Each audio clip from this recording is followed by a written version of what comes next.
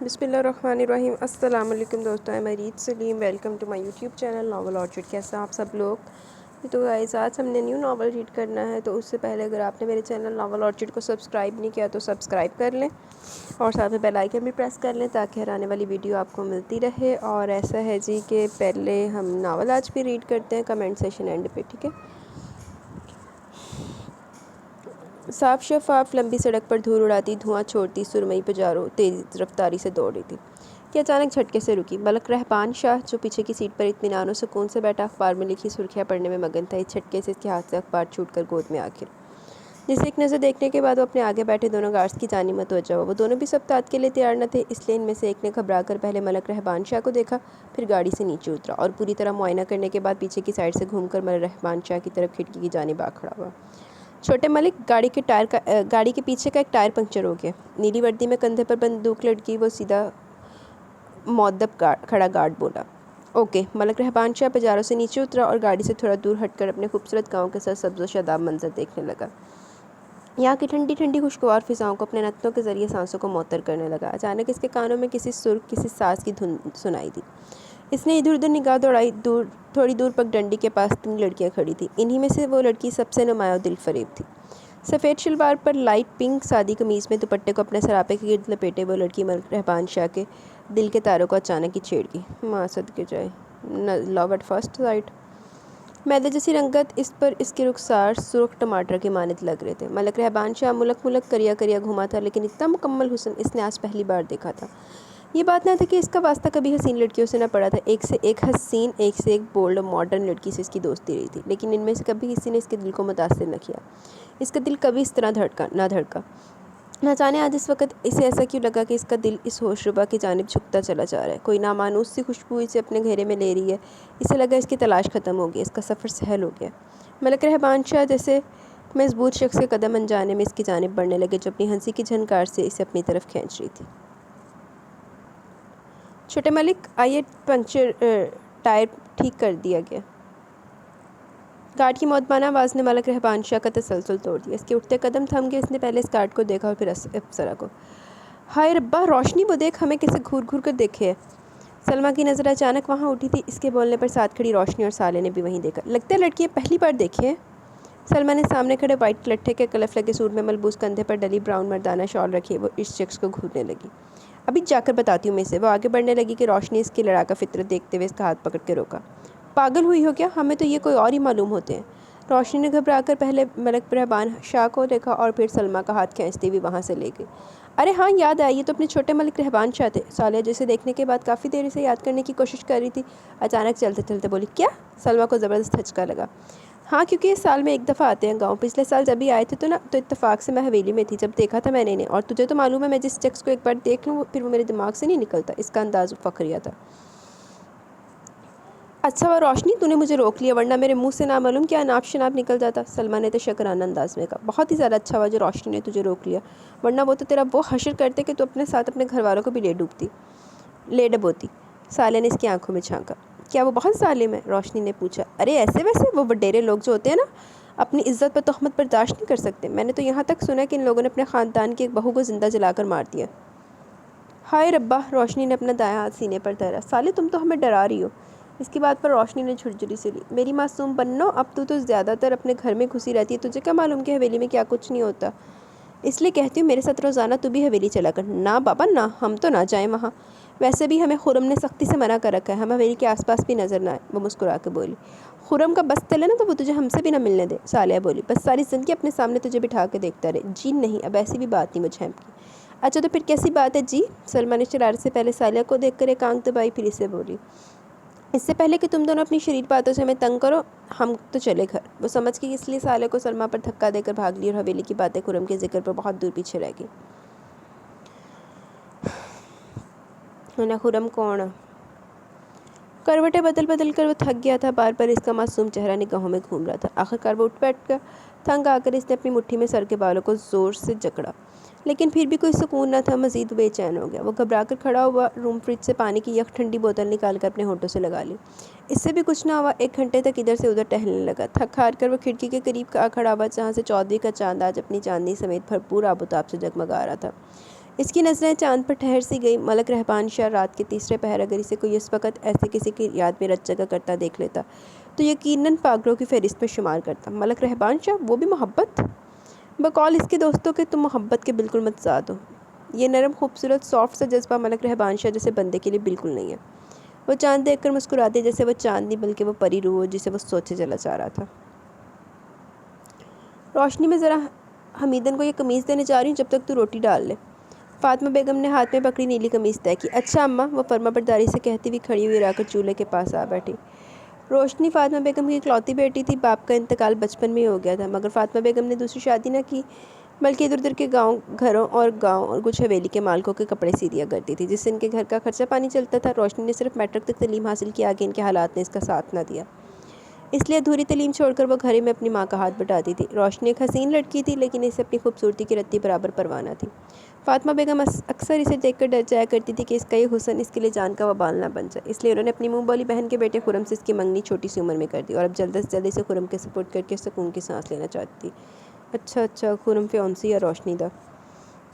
وہ روٹی پکانے میں اتنی مگن تھی کہ یہ بھی نہ دیکھ سکی کہ کب خرم آیا اور اس کے سائڈ میں کھڑا ہوا بڑی پیار بھری نظروں سے اسے تک رہا ہے۔ لکڑی میں جلتی آگ کے شعلے اس کی میدے جیسی رنگت پر پڑ کر ایک الگ ہی منظر پیش کر رہے تھے۔ روشنی کو اچانک کسی کے ہونے کا احساس ہوا، اس لیے اس نے توے پر روٹی ڈالنے کے بعد نگاہ ادھر اٹھائی۔ وہ کھڑا آنکھوں میں محبت کی شمع جلائے اسے چاہت بھری نظروں سے دیکھ رہا تھا۔ روشنی چونک گئی۔ تم؟ اس کی نظروں کی تاب نہ لاتے ہوئے اپنی روٹی کی طرف دوبارہ متوجہ ہونے کی ناکام کوشش کرنے لگی، جبکہ خرم اس کی اس ادا سے محظوظ ہوتا ہوا اس کے سامنے رکھے پیڑے پر بیٹھ گیا۔ میں نے سوچا اتنے دن ہو گئے تجھے دیکھے، سوچا مل لاؤں، دیکھ ہم میرے آنگن کی روشنی کا کیا حال ہے، کیسی ہے تو؟ خرم نے پیار سے دریافت کیا۔ ہاں ٹھیک ہے، وہ روٹی بیلتے ہوئے بولی۔ تم روٹی کھاؤ گے؟ اس نے روٹی توے پر ڈالی، پھر اس سے بولی۔ وہ اس کی طرف دیکھنے سے یکسر گریز برت رہی تھی۔ ہاں بھائی کیوں نہیں، کافی دن ہو گئے تیرے ہاتھ کا کچھ کھائے ہوئے۔ اچھا تم وہاں چارپائی پر آرام سے بیٹھو، ہم تمہیں 2 منٹ میں دیسی گھی کا پراٹھا بنا دیتے۔ اس نے جلدی سے ایک اور آٹے کا پیڑا بنایا۔ نہیں میں یہیں ٹھیک ہوں، وہ اس کی گھبراہٹ سے لطف اندوز ہونے لگا۔ ارے روشنی یہ دروازہ کیوں کھلا؟ ارے خرم کیسا ہے بیٹا تو؟ فاطمہ بیگم خرم کو دیکھ کر خوش ہوئی۔ سلام خالہ۔ وعلیکم السلام، جیتا رہے۔ یہ بتا اتنے دنوں پر کیوں آیا ہے؟ سلام کا جواب دینے کے بعد فوراً شکوہ بھی کر ڈالا۔ اصل میں خالہ میں رابعہ سے ملنے گاؤں گیا تھا اس لیے آ نہ سکا۔ وہ وہاں سے اٹھ کر چارپائی پر فاطمہ بیگم کے برابر میں آ بیٹھا اور وہاں روشنی نے شکر ادا کیا۔ ارے ہاں یاد آیا، رابعہ کی نند کی کل مہندی ہے۔ یہ روشنی بہت ضد کر رہی ہے میں بھی جاؤں گی، لیکن میں منع کر رہی ہوں۔ اب تو ہی بتا، اتنی رات ہو جائے گی آنے میں۔ خرم تو ہی منع کر اسے کہ مہندی میں نہ جائے، ہم مل کر بارات میں چلے چلیں گے، لیکن یہ لڑکی میری ایک نہیں سن رہی۔ فاطمہ بیگم نے خرم سے اس کی شکایت کی۔ ماں یہ کیا بات ہوئی، آخر کو سلمہ اور صالح بھی تو جا رہی ہے نا، ہم بھی جائیں گے۔ اس نے خرم کے آگے میز کھینچ کر اس پر پراٹھا اور اچار کی پلیٹ رکھی۔ اس کی آنکھوں کی معصومیت دیکھتے ہوئے خرم دھیرے سے مسکرا دی۔ اس نے خود اپنے ساتھ چلے جانے کی حامی بھری، آخر کو روشنی اس کی اہم ذمہ داری تھی۔ اچھا جی، رہبان پتر کہیں جا رہے ہو کیا؟ آبدہ بیگم اس کے کمرے میں آئی، مسٹرڈ کلف شدہ بغیر شکن کا شلوار کرتا، پیروں میں پشاوری سینڈل، کندھے پر رکھی بلیک مردانہ شال، آئینے کے سامنے کھڑا اپنے بلیک چمکتے بالوں کو سیٹ کر رہا تھا۔ اس کا جائزہ لینے کے بعد آبدہ بیگم بولی تھی۔ جی اماں جان۔ بال سنوارنے کے بعد وہ اپنے اوپر پرفیوم سپرے کرنے لگا۔ کوئی کام تھا کیا آپ کو؟ وہ ان کی طرف گھوما۔ ہاں کام تو تھا لیکن کوئی گل نہیں، تم پہلے اپنے کام سے فارغ ہو جاؤ پھر تم سے کہہ دوں گی۔ وہ واپس جانے کو مڑی جبھی ملک رہبان شاہ نے پکار لیا۔ نہیں اماں جان آپ کہیے، میرے لیے آپ سے ضروری کوئی کام نہیں ہو سکتا۔ وہ انہیں اپنے ساتھ صوفے تک لے آیا۔ اسے اپنے باپ سے زیادہ اپنی ماں سے پیار تھا۔ یہ الگ بات تھی کہ وہ زیادہ تر اپنے باپ کے پاس لندن میں رہا ہے۔ پتر میں چاہتی ہوں کہ تم اب کے ہیرا کو بھی اپنے ساتھ باہر لے جاؤ، وہاں اس کا علاج کرواؤ۔ وہ خود سے تو نہیں مان رہی، لیکن جب تم اسے اپنی ذمہ داری بنا کے لے کر جاؤ گے تو وہ یقیناً مان جائے گی۔ آبدہ بیگم نے اپنی بات کہنے کے بعد اس کا چہرہ جانچا جہاں نہ سمجھ میں آنے والے سوالات تھے۔ اتنی سی بات، اوکے میں لے جاؤں گا۔ وہ مسکرا کے انہیں دیکھنے لگا۔ تو پھر شادی کی تیاری کریں؟ اس کی بات پر وہ کھل سی گئی۔ لیکن اماں جان میں اسے ایسے بھی لے جاؤں گا۔ وہ گڑبڑا کر رہ گیا۔ نہیں ایسے کیسے، آخر کو وہ تمہاری منگ ہے، بس میں نے کہہ دیا میں اسی مہینے تم دونوں کی شادی کر رہی ہوں۔ آبدہ بیگم اس کی کچھ بھی سنے بغیر اٹھ کر چلی گئی اور وہ انہیں پیچھے سے پکارتے رہ گئے۔ غصے میں اس نے اپنی ہتھیلی پر دوسری ہتھیلی کا مکہ بنا کر مارا۔ چلو جی، منڈے نوں کڑی پسند آئی ہوئی ہے تے گھر لیاں نوں منگدی پئی ہوئی ہے۔ ملک اسفندیار شاہ اور ملک رضوان شاہ دو ہی بھائی تھے۔ اسفندیار کی شادی اس کی بچپن کی منگیتر آبدہ سے کرتی کی، جس کے لیے وہ قطعی طور پر راضی نہ تھے، اس لیے وہ گاؤں کی ساری زمینیں چھوڑ چھاڑ کر لندن سے اتار گئے اور وہیں اپنا بزنس سیٹ کر لیا۔ لیکن سال 2 سال میں ایک دفعہ پاکستان کا چکر ضرور لگاتے تھے۔ لندن میں ان کا بزنس وہ اور ان کا چھوٹا بیٹا ملک رہبان شاہ سنبھال رہے تھے۔ گاؤں کی زمینیں ان کے دونوں بڑے بیٹے ملک نیاز شاہ اور ملک شہباز شاہ کی نگرانی میں تھی۔ ملک رضوان شاہ کی 2 بیٹیاں تھیں، اقرا شاہ جو کہ ملک نیاز شاہ کی بیوی تھی، اور دوسری ہیرا شاہ جس کی منگنی بہت بچپن میں ملک رہبان شاہ سے کر دی گئی تھی، جبکہ ملک شہباز شاہ کی شادی آبدہ بیگم نے اپنی بہن کی بیٹی رابیل سے کی تھی۔ آبدہ بیگم کو ملک رہبان شاہ پر شک گزرا کہ کہیں وہ ہیرا سے شادی کرنے سے انکار نہ کر دے۔ آخر کو لندن میں رہا، انہیں اس کے ساتھ ساتھ ہیرا کی بھی فکر لاحق تھی۔ اسے اچانک ٹی بی جیسی خطرناک بیماری نے آ گھیرا تھا۔ کافی علاج اب تک کروایا جا رہا تھا، لیکن کوئی افاقہ نہ ہو پا رہا تھا۔ اس لیے انہوں نے سوچا کہ جلد سے جلد اس کی شادی ملک رہبان شاہ کے ساتھ کر کے لندن بھجوا دیں۔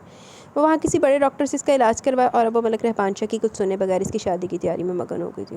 چلو جی، منڈے نو تو پہنچ لو۔ میں نے تمہاری گھاگھر سے کبھی پانی پیا تھا؟ وہ دن یاد ہے مجھے، سن لو ذرا گوری تو شرما کے تھوڑا سا بل کھائی تھی، وہ دن یاد ہے مجھے۔ دلہر دلہن کے گھر والوں کی طرف سے ساری لڑکیاں بڑی خوبصورتی مہارت سے اس کھانے پر ڈانڈیاں ڈال رہی تھی۔ چھوٹے ملک، اس نے اپنے گھر کے پاس ملک رہبان شاہ کی گرے پہ جا رکتی دیکھی تو وہاں بھاگا چلا۔ چھوٹے ملک، آپ یہاں؟ وہ حیرانی تو رہ گیا۔ ہاں بھائی، ہمیں ان سے پتہ چلا کہ تمہاری شادی ہو رہی، تو سوچا ذرا مل لائیں تم سے۔ اپنے پیچھے کھڑے دونوں گارڈز کی طرف اشارہ کیا، پھر اس کے کندھے پر اپنا ہاتھ دھرا۔ جی چھوٹے ملک، اس نے شرمانے کے انداز میں منہ نیچے کر لیا۔ بہت بہت مبارک ہو تمہیں، یہ لو رکھو اسی خوشی میں۔ اس نے زبردستی اس کے ہاتھ میں ہزار ہزار کے کچھ نوٹ رکھے۔ آپ اندر آئیے نا چھوٹے ملک، اس کے بہت اصرار پر وہ اندر چلا ہے۔ اسے دیکھ کر سبھی معطب ہو کر بیٹھ گئے۔ ملک رہبان شاہ کے لیے اسے جلدی سے اندر سے ایک کرسی لے آئی، اسے صاف کی اور وہ وہاں بیٹھ گیا۔ اندر کا منظر اسے صاف نظر آ رہا تھا، جہاں ساری لڑکیاں ڈانڈیاں ڈال رہی تھی۔ ملک رہبان شاہ کا تھوڑی دیر بعد اٹھ جانے کا ارادہ تھا ہی کہ سامنے اس کی نظر اس اپسرا پر پڑی، جس نے ملک رہبان شاہ کے دن کا چین، رات کی نیندیں حرام کر ڈالی تھی۔ سلک کا پیرٹ اینڈ یلو چولی گھاگھرا پہنے، دونوں ہاتھوں میں فل میچنگ کی چوڑیاں، بالوں کو خوبصورتی سے گندھی چوٹی میں موتیوں کے گجرے پروئے ہوئے تھے، ہاتھوں میں پکڑی ڈانڈیاں وہ ہنستی بھی ڈال رہی تھی، جو کہ ملک رہبان کا وہ رہا سا سکون بھی لے اڑی ہوئی یکٹک دیکھنے میں سے مگن رہا۔ گانے کے اختتام پر ساری لڑکیاں تھک کر بیٹھ گئی۔ وہ سب ہنس ہنس کر ایک دوسرے سے باتیں کر رہی تھی، جبھی روشنی کی نظر اپنے سامنے شاہانہ انداز میں بیٹھے اس شخص پر پڑی، جو اسے بڑے غور سے دیکھ رہا تھا۔ اس کی گھورتی ہوئی نظروں سے وہ پزل ہونے لگی۔ سلمیٰ اور صالحہ کو دیکھا، وہ دونوں اپنی اپنی باتوں میں مگن تھیں۔ روشنی جلدی سے وہاں سے کھڑی ہوئی اور ان کے پاس آ کر چلنے کی ضد کرنے لگی، لیکن ان دونوں نے اسے دھوکہ دے دیا کہ آج رات وہ یہیں رہیں گی، اور اسے بھی کہا کہ تم بھی یہیں رک جاؤ، جس پر اس نے صاف انکار کر دیا۔ ماں انتظار کر رہی ہوگی، اتنے میں وہاں خرم چلا آیا۔ وہ تینوں اسی کے ساتھ آئی تھی۔ خرم نے انہیں چلنے کو کہا، جس پر روشنی ان دونوں کو گھورتی ہوئی اس کے ساتھ ہو لی۔ وہ دونوں گھر سے ایک ساتھ باہر نکلے۔ سامنے سرمئی پجاروں کے پاس ملک رہبان شاہ، اس کے دونوں گارڈز اور اسد کھڑے تھے۔ ملک رہبان شاہ کی نظریں پھر اسی مکمل حسن کے پیکر پر ٹھہر گئی، جس نے اب خود کو بلیک چادر سے پورا ڈھانپ رکھا تھا۔ اچھا اسد، اب اجازت دے۔ خرم ان کو دیکھتے ہوئے وہیں چلا آیا۔ ارے یار، اتنی رات ہوگی، میں تو کہتا ہوں یہیں رک جاؤ آج، اسد بولا، جس پر خرم نے منع کر دیا۔ تو تم ایک کام کرو خرم، ہم بھی گاؤں جا رہے، تم ہمارے ساتھ چلو۔ ملک رہبان شاہ نے اسے اپنے ساتھ چلنے کی پیشکش کی۔ نہیں چھوٹے ملک، ملک رہبان شاہ نے اس کی بات کاٹی۔ بھائی تم ہمارے دوستوں میں شمار ہوتے ہو، اور ہم اپنے دوستوں کو پریشانی میں کیسے دیکھ سکتے ہیں؟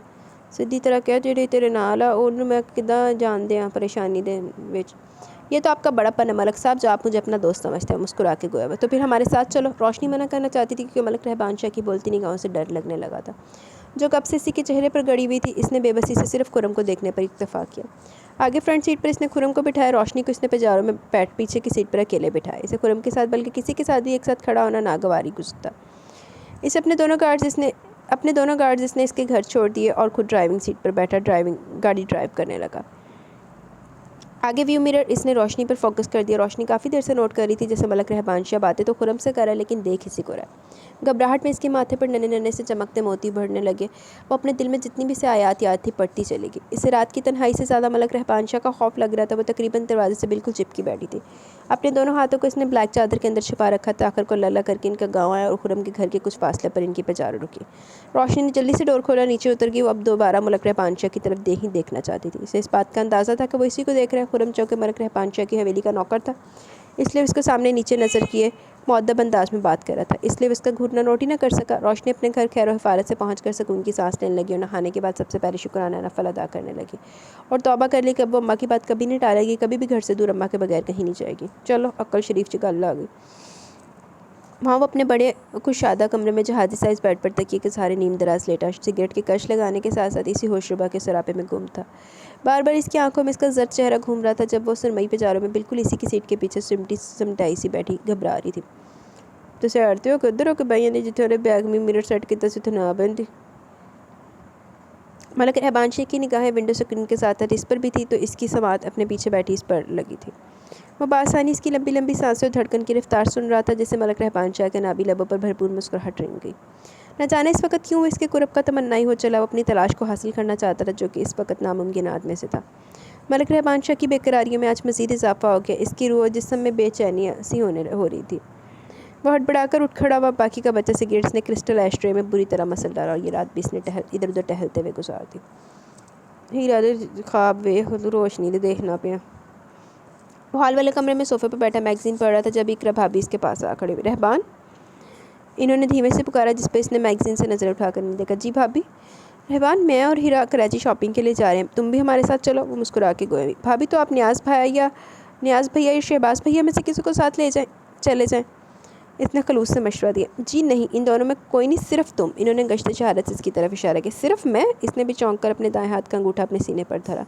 جی جناب، صرف آپ بدولت ماں بدولت، آخر کو دلہا صاحب ہیں تو شاپنگ بھی ساری آپ کی پسند کی ہونی چاہیے۔ وہ آج کچھ زیادہ شوق ہو رہی تھی۔ ملک رحبان شوق ہی تو رہ گیا۔ کہا گم ہو بھائی، واپس آ جاؤ، ابھی تمہیں کچھ نہ کہا جائے گا۔ انہوں نے اس کے چہرے کے آگے ہاتھ لہرایا۔ ملک رحبان نے انہیں ایک نظر دیکھا اور پھر ہال کے دروازے سے نکلتا چلا گیا۔ اقرا بھابی اس کی ادا بالکل بھی نہ سمجھ سکی۔ منڈا نہیں راضی تو تینوں سمجھ نہیں آ رہی، میرے کو پوچھ لا۔ وہ حویلی سے نکل کر پیدل ہی چلنے لگا۔ میں تو بالکل ہی بھول چکا تھا اس بات کو کہ جو آج اقرا بھابی نے یاد دلائی۔ وہ کیسے ہی شادی کر سکتا تھا جس کے بارے میں اس نے کبھی اس انداز میں سوچا تک نہ تھا؟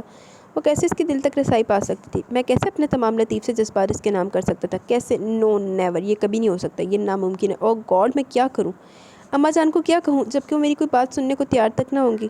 وہ سیدھا چلا جا رہا تھا۔ بادامی کرتے کی جیب سے اس نے سگریٹ کا پیک نکالا اور لائٹر سے اس کو ایک شعلہ سلگایا۔ وہ بھی تو اندر تک اسی شعلے کی طرح سلگ رہا تھا۔ اچانک چلتے چلتے اس کی نظر مٹکے میں نہر سے پانی بھرتی وہی دشمن جان نظر آئی۔ ملک رحبان شاہ کے قدم وہیں تھم گئے۔ روشنی نے مٹکے کو بھر کر اپنی مرمری کمر پر ٹکار پیچھے کی جانب موڑی۔ اسے دیکھتے پہ آ کر اس کے اوسان خطا ہونے لگے اور اسی چکر میں اس کے ہاتھ سے پانی سے آدھا بھرا مٹکا نیچے گر کر ٹوٹ گیا۔ اس نے ایک بے بس سی نظر مٹکے کو دیکھا اور پھر اسے جس نے اس سگریٹ کو اپنے لبوں سے نکال کر اپنی پیشاوری سینڈل کے نیچے مسل ڈالی اور اب آہستہ آہستہ بے خودی میں قدم خود بخود اس کی جانب بڑھ رہے تھے۔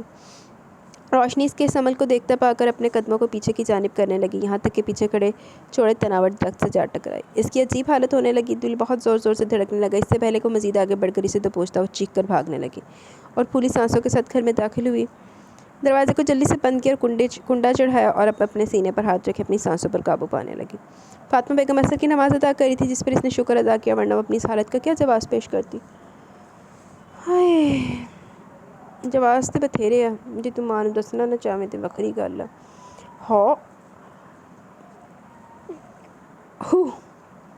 روشنی چارپائی پر بیٹھی اپنی قمیض کاٹ رہی تھی جب ہی سالے اور سلما نے اسے پیچھے سے آ کر ڈرا اور اسی ڈر کی زد میں آ کر اس کے ہاتھ سے فریم چھوٹ گیا اور اب وہ سینے پر ہاتھ رکھے اپنے زور سے دھڑکتے دل کو قابو کرنے لگی، جبکہ وہ دونوں اس کی حالت سے لطف اٹھا رہی تھی اور منہ پر ہاتھ رکھے ہنس رہی تھی۔ تم دونوں بہت بدتمیز ہو، روشنی نے سالے کو ایک مکہ مارا۔ تو پوری جھلی ہے پاگل کہیں کی، سلما نے اس کے ماتھے پر ہلکی سی چپت لگائی۔ اچھا سن، گاؤں میں میلہ لگا، تجھے ہم لینے آیا، میں چل جلدی سے تیار ہو جا۔ جی نہیں، ہم تم دونوں کے ساتھ کہیں نہیں جائیں گے، اس نے صاف انکار کیا۔ ہائے وہ کیوں؟ سالے نے اس کا ہاتھ پکڑا۔ اس لیے کہ تم دونوں نے سبق کی مہندی میں دھوکہ دیا تھا ہمیں۔ ارے واہ، دھوکہ کیوں؟ وہ تو ہم نے جان بوجھ کر ایسا کیا تاکہ تم خرم کے ساتھ اکیلے آ سکے۔ سلما نے ساری بات سچ بتائی جس پر روشنی پہلے منہ کھولے سے دیکھنے لگی پھر اپنے پاس پڑے تکیے سے ان دونوں کی خوب مرمت کرنے لگی۔ شام کی چمکتی دھوپ میں وہ لان میں بیٹھا چائے پی رہا تھا۔ وہ کچھ دیر پہلے ہی اسے ہیرا دے کر گئی تھی۔ آج اس نے ہیرا سے کوئی بات نہ کی، نہ ہی اس کی طبیعت کے بارے میں خیریت دریافت کی، ورنہ جب بھی اس کے سامنے آتی وہ اس کا حال ضرور پوچھتا تھا۔ اسے چھوٹی موٹی باتیں ضرور کرتا ہے لیکن آج وہ اسے یکسر بیگانہ ہو گیا تھا، مکمل طور پر اسے نظر انداز کر دیا۔ ہیرا اس کے لیے صرف ایک کزن کی حیثیت رکھتی تھی، اس نے کبھی اس کے بارے میں کسی اور انداز میں نہ سوچا تھا۔ اس کے دل میں ہیرا کے لیے کوئی نرم جذبے نہ پنپے تھے بلکہ اس کے ایوان دل پر صرف ایک کی شبیہ اتری تھی جسے ملک رحبان شاہ نے بڑی مشکلوں سے تلاش کیا تھا اور اب وہ اسے ہر حال میں حاصل کرنا چاہتا تھا، لیکن ابھی فی الحال اس کا تذکرہ گھر میں کسی سے نہیں کر سکتا تھا۔ وہ اپنے گھر والوں کو اچھی طرح جانتا تھا، کسی کو یہ بات گوارا نہ ہوگی کہ ہیرا کی حق تلفی ہو۔ اس کی سوچیں اس کا پیچھا نہیں چھوڑ رہی تھی، دن بدن ٹینشن کا شکار رہنے لگا تھا۔ اسی روم میں ملک رحبان شاہ نے اپنے ہاتھ میں پکڑا چائے کا کپ زور سے دائیں جانب بنی دیوار پر دے مارا۔ اس شور میں گیٹ پر کھڑا اس کا گارڈ دوڑا اس کے پاس چلا ہے۔ وہ گارڈ بھی دیکھ رہا تھا کہ چھوٹے ملک کافی پریشان ہے، اس نے ملک رحبان شاہ کو اپنے ساتھ میلے میں چلنے کی آفر کی تاکہ اتنی رنگ برنگی خوشیاں دیکھ کر وہ کچھ فریش ہو سکے، جو کہ ملک رحبان شاہ نے بلا چونچنا مان لی۔ اصل میں اس وقت اس حویلی سے بھاگنا چاہتا تھا، بل اندر جانے میں بھی اس کو 1 مہینہ درکار تھا۔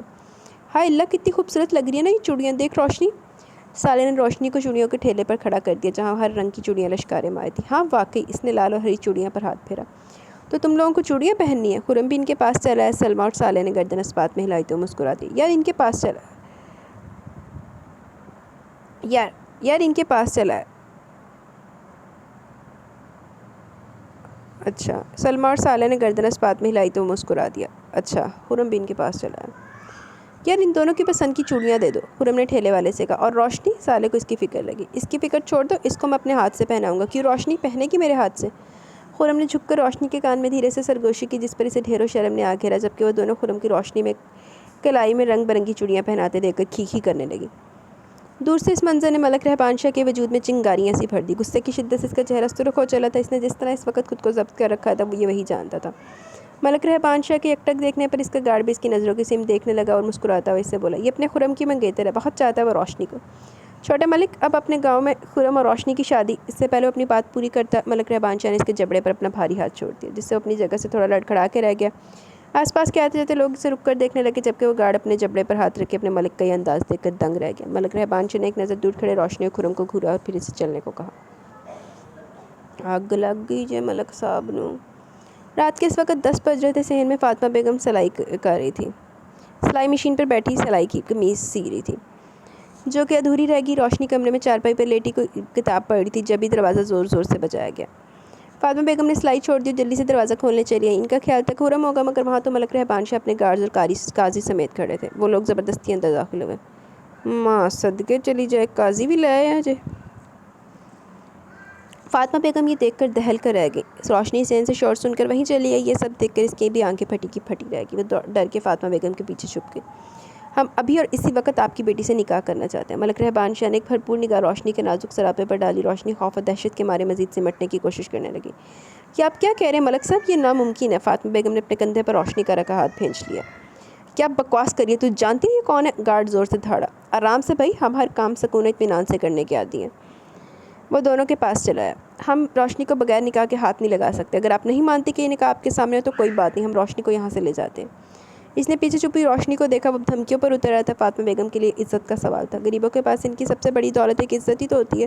فاطمہ بیگم نے اسے خرم کے بارے میں بتانا بھی چاہا تو ملک رہبان شاہ نے ہاتھ کے اشارے سے منع کر دیا اور آدھے پون گھنٹے کی کارروائی تھی۔ ملک رہبان شاہ نے روشنی کو اپنے نکاح میں لے لیا اور وہ دونوں ماں بیٹی کچھ نہ کر سکی۔ کمرے میں ڈر و خوف سے روشنی فاطمہ بیگم سے تقریباً چپکی بیٹھی تھی، جب ہی اندر ملک رہبان شاہ اور اس کے دونوں گارڈز داخل ہوئے۔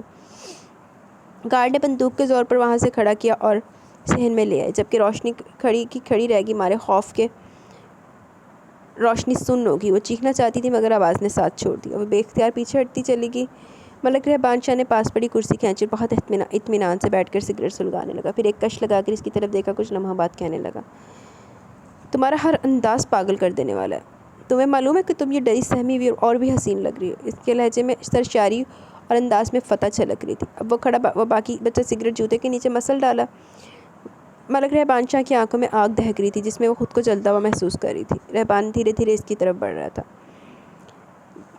میلے میں خرم کو تمہیں چوڑیاں پہناتے دیکھا تو شدت سے دل چاہا کہ اس کے دونوں بازو تن سے اکھاڑ دوں۔ اس نے تمہیں ہاتھ کیسے لگایا؟ ملک رہبان شاہ نے روشنی کی کلائیاں تھام لی، جس میں اب تک خرم کی پہنائی ہوئی چوڑیاں چھن چھن کر رہی تھی۔ چوڑیاں پہننے کا اگر اتنا ہی شوق تھا تو ہم سے کہا ہوتا، ہم ان میں سونے اور ڈائمنڈ کی چوڑیاں بھر دیتے ہیں۔ ماں صدقے چلی جائے۔ اس نے بڑی بے دردی سے اس کی کلائیوں میں ڈلی چوڑیوں کو توڑ ڈالا، اس بات کی پرواہ کیے بغیر کہ کتنے ٹکڑے اس کی سفید کلائیوں پر اپنا نشان چھوڑتی جا رہی ہیں جہاں سے خون رسنے کو تھا۔ لاکھ لعنت تیرے دے۔ یہ کام میں میلے میں بھی کر سکتا تھا، لیکن مجبور تھا کہ تمہارے ماتھے پر ہمارے نام کی مہر ثبت نہ تھی، لیکن آج مکمل طور پر تم ہماری دسترس میں ہو۔ ملک رہبان شاہ نے اس کی مرمری کمر میں اپنا بازو ڈال کر اسے خود سے نہایت قریب کر لیا۔ دل میں بہت زور زور سے شور مچا ہوا تھا، دھڑکن گننے کا کوئی شمار نہ تھا۔ اس کی گرفتگی صحیح کرنا بیکار تھی۔ روشنی کے بے آواز آنسوؤں میں مزید روانی آ گئی۔ اس کا چہرہ پہلے سے زیادہ زرد پڑنے لگا، لیکن ملک رہبان شاہ اس وقت نہایت ظالم بنا ہوا تھا۔ جانتی ہو تم ہماری تلاش ہو، ہمارا حاصل، جسے ہم نے بڑی مشکلوں سے کھوجا ہے۔ روشنی تم بہت خوبصورت ہو۔ وہ آہستہ آہستہ اس کے چہرے پر ہاتھ پھیرنے لگا۔ وہ بہک رہا تھا، مدہوشی میں کچھ کرنے کو تھا کہ کمرے کا دروازہ زور زور سے پیٹا گیا۔ ملک رہبان شاہ کی گرفت اس پر کچھ ڈھیلی پڑ گئی، جسے موقع غنیمت جان کر اس کی گرفت توڑتی دیوار سے جا لگی۔ ملک رہبان شاہ جھنجھلاتا ہوا دروازے کی طرف گیا، جہاں گارڈ ہاتھ میں اس کا موبائل لیے کھڑا تھا۔ چھوٹے ملک، لندن سے ڈاکٹر کی کال ہے، بڑے ملک صاحب ICU میں ہیں۔ جی کیا بکواس کر رہے ہو؟ اس نے موبائل لے کر کان سے لگایا، جہاں ڈاکٹر کی اطلاع کے مطابق اسفندیار سار شاہ ہسپتال میں ICU میں تھے اور انہیں جلد سے جلد آنے کو کہا ہے۔ ملک رہبان شاہ نے موبائل آف کیا، ایک نظر اپنے پیچھے دیوار سے لگی ڈری سہمی روشنی پر ڈالی اور گارڈز کو تحقیرانہ لہجے میں باور کروایا کہ ان کا تمہیں ہر طرح خیال رکھنا، بغیر کسی کوتاہی کو پھر یہ جا پہنچا۔ روشنی جو کب سے کھڑی ہے سب دیکھ رہی تھی، سن رہی تھی، کھڑے کھڑے اس کے پاؤں شل ہو چل رہے تھے، لیکن اسے کوئی پرواہ نہ تھی۔ اس کے گھر میں اس کی مرضی کے خلاف اس کی زندگی کا فیصلہ کر دیا گیا تھا اور وہ کوئی کچھ کر بھی نہیں سکا۔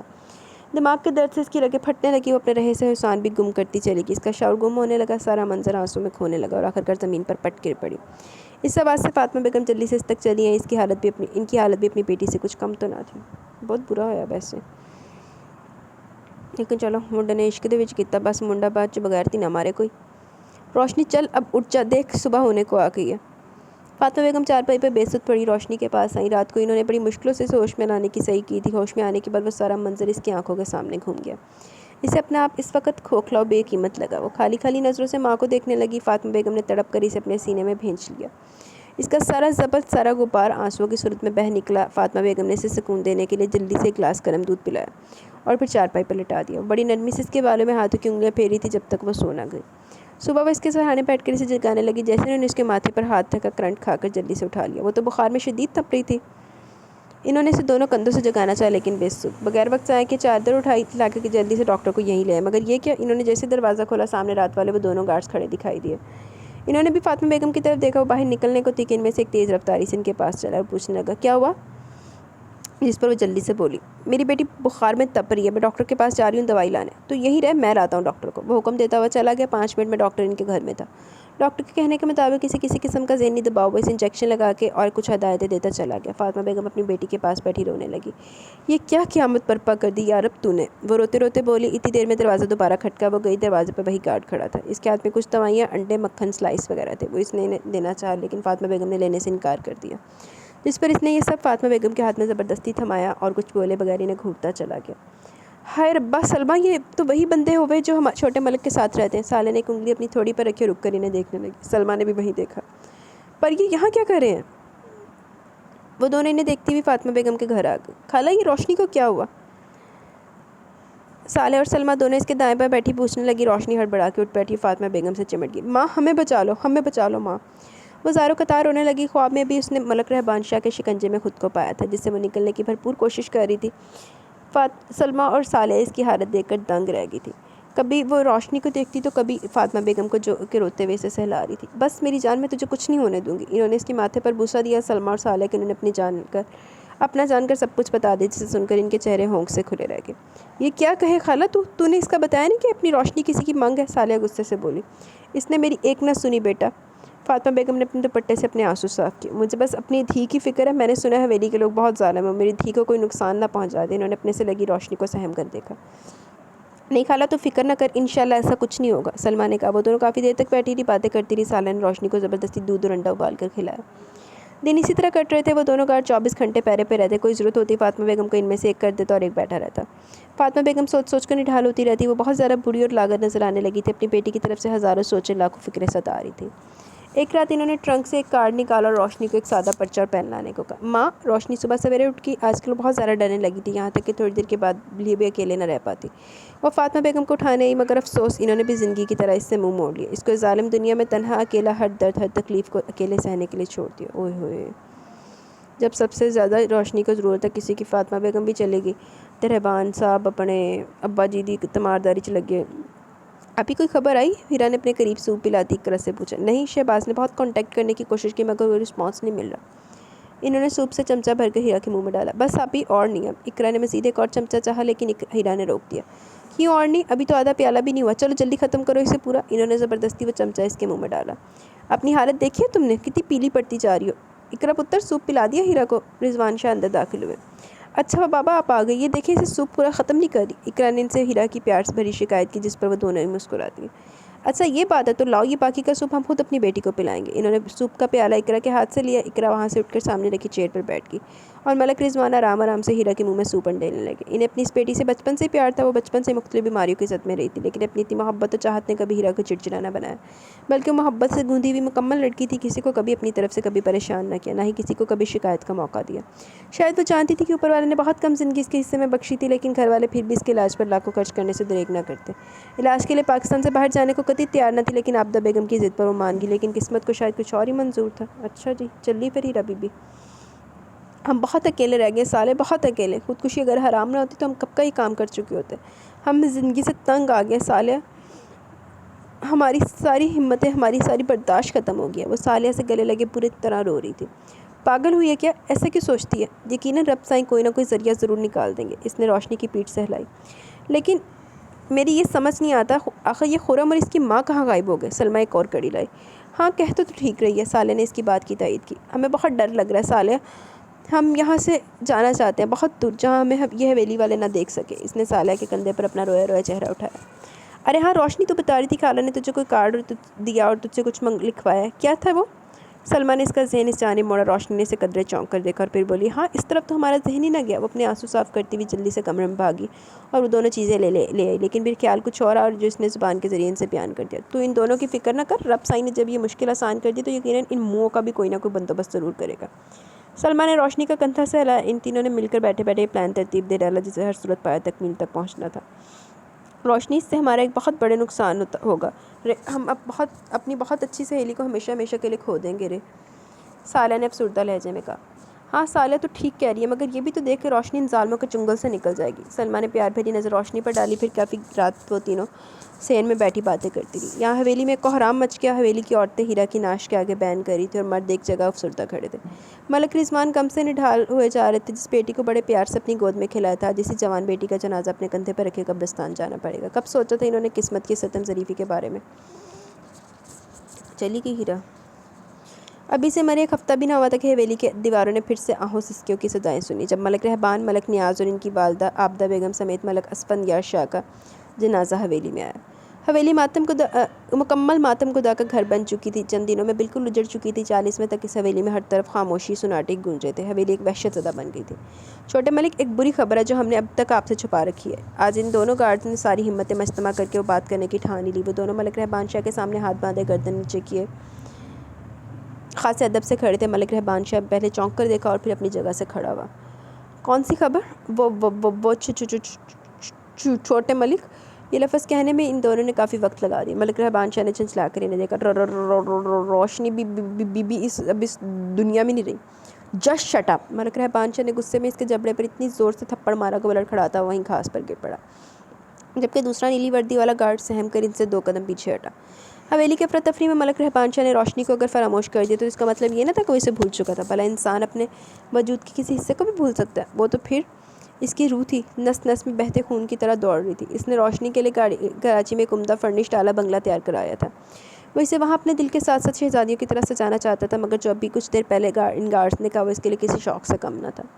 چھوٹے ملک، حویلی میں ہیرا بی بی کے انتقال کی وجہ سے ہم یہاں آ گئے تھے، لیکن صرف دوپہر سے رات تک کے لیے آئے تھے۔ لیکن جب رات کو آئے تو وہ گھر آگ کی مکمل لپیٹ میں تھا۔ ہمارا جانا بہت مشکل تھا چھوٹے ملک، تھوڑی دیر میں سب کچھ راکھ ہو چکا تھا۔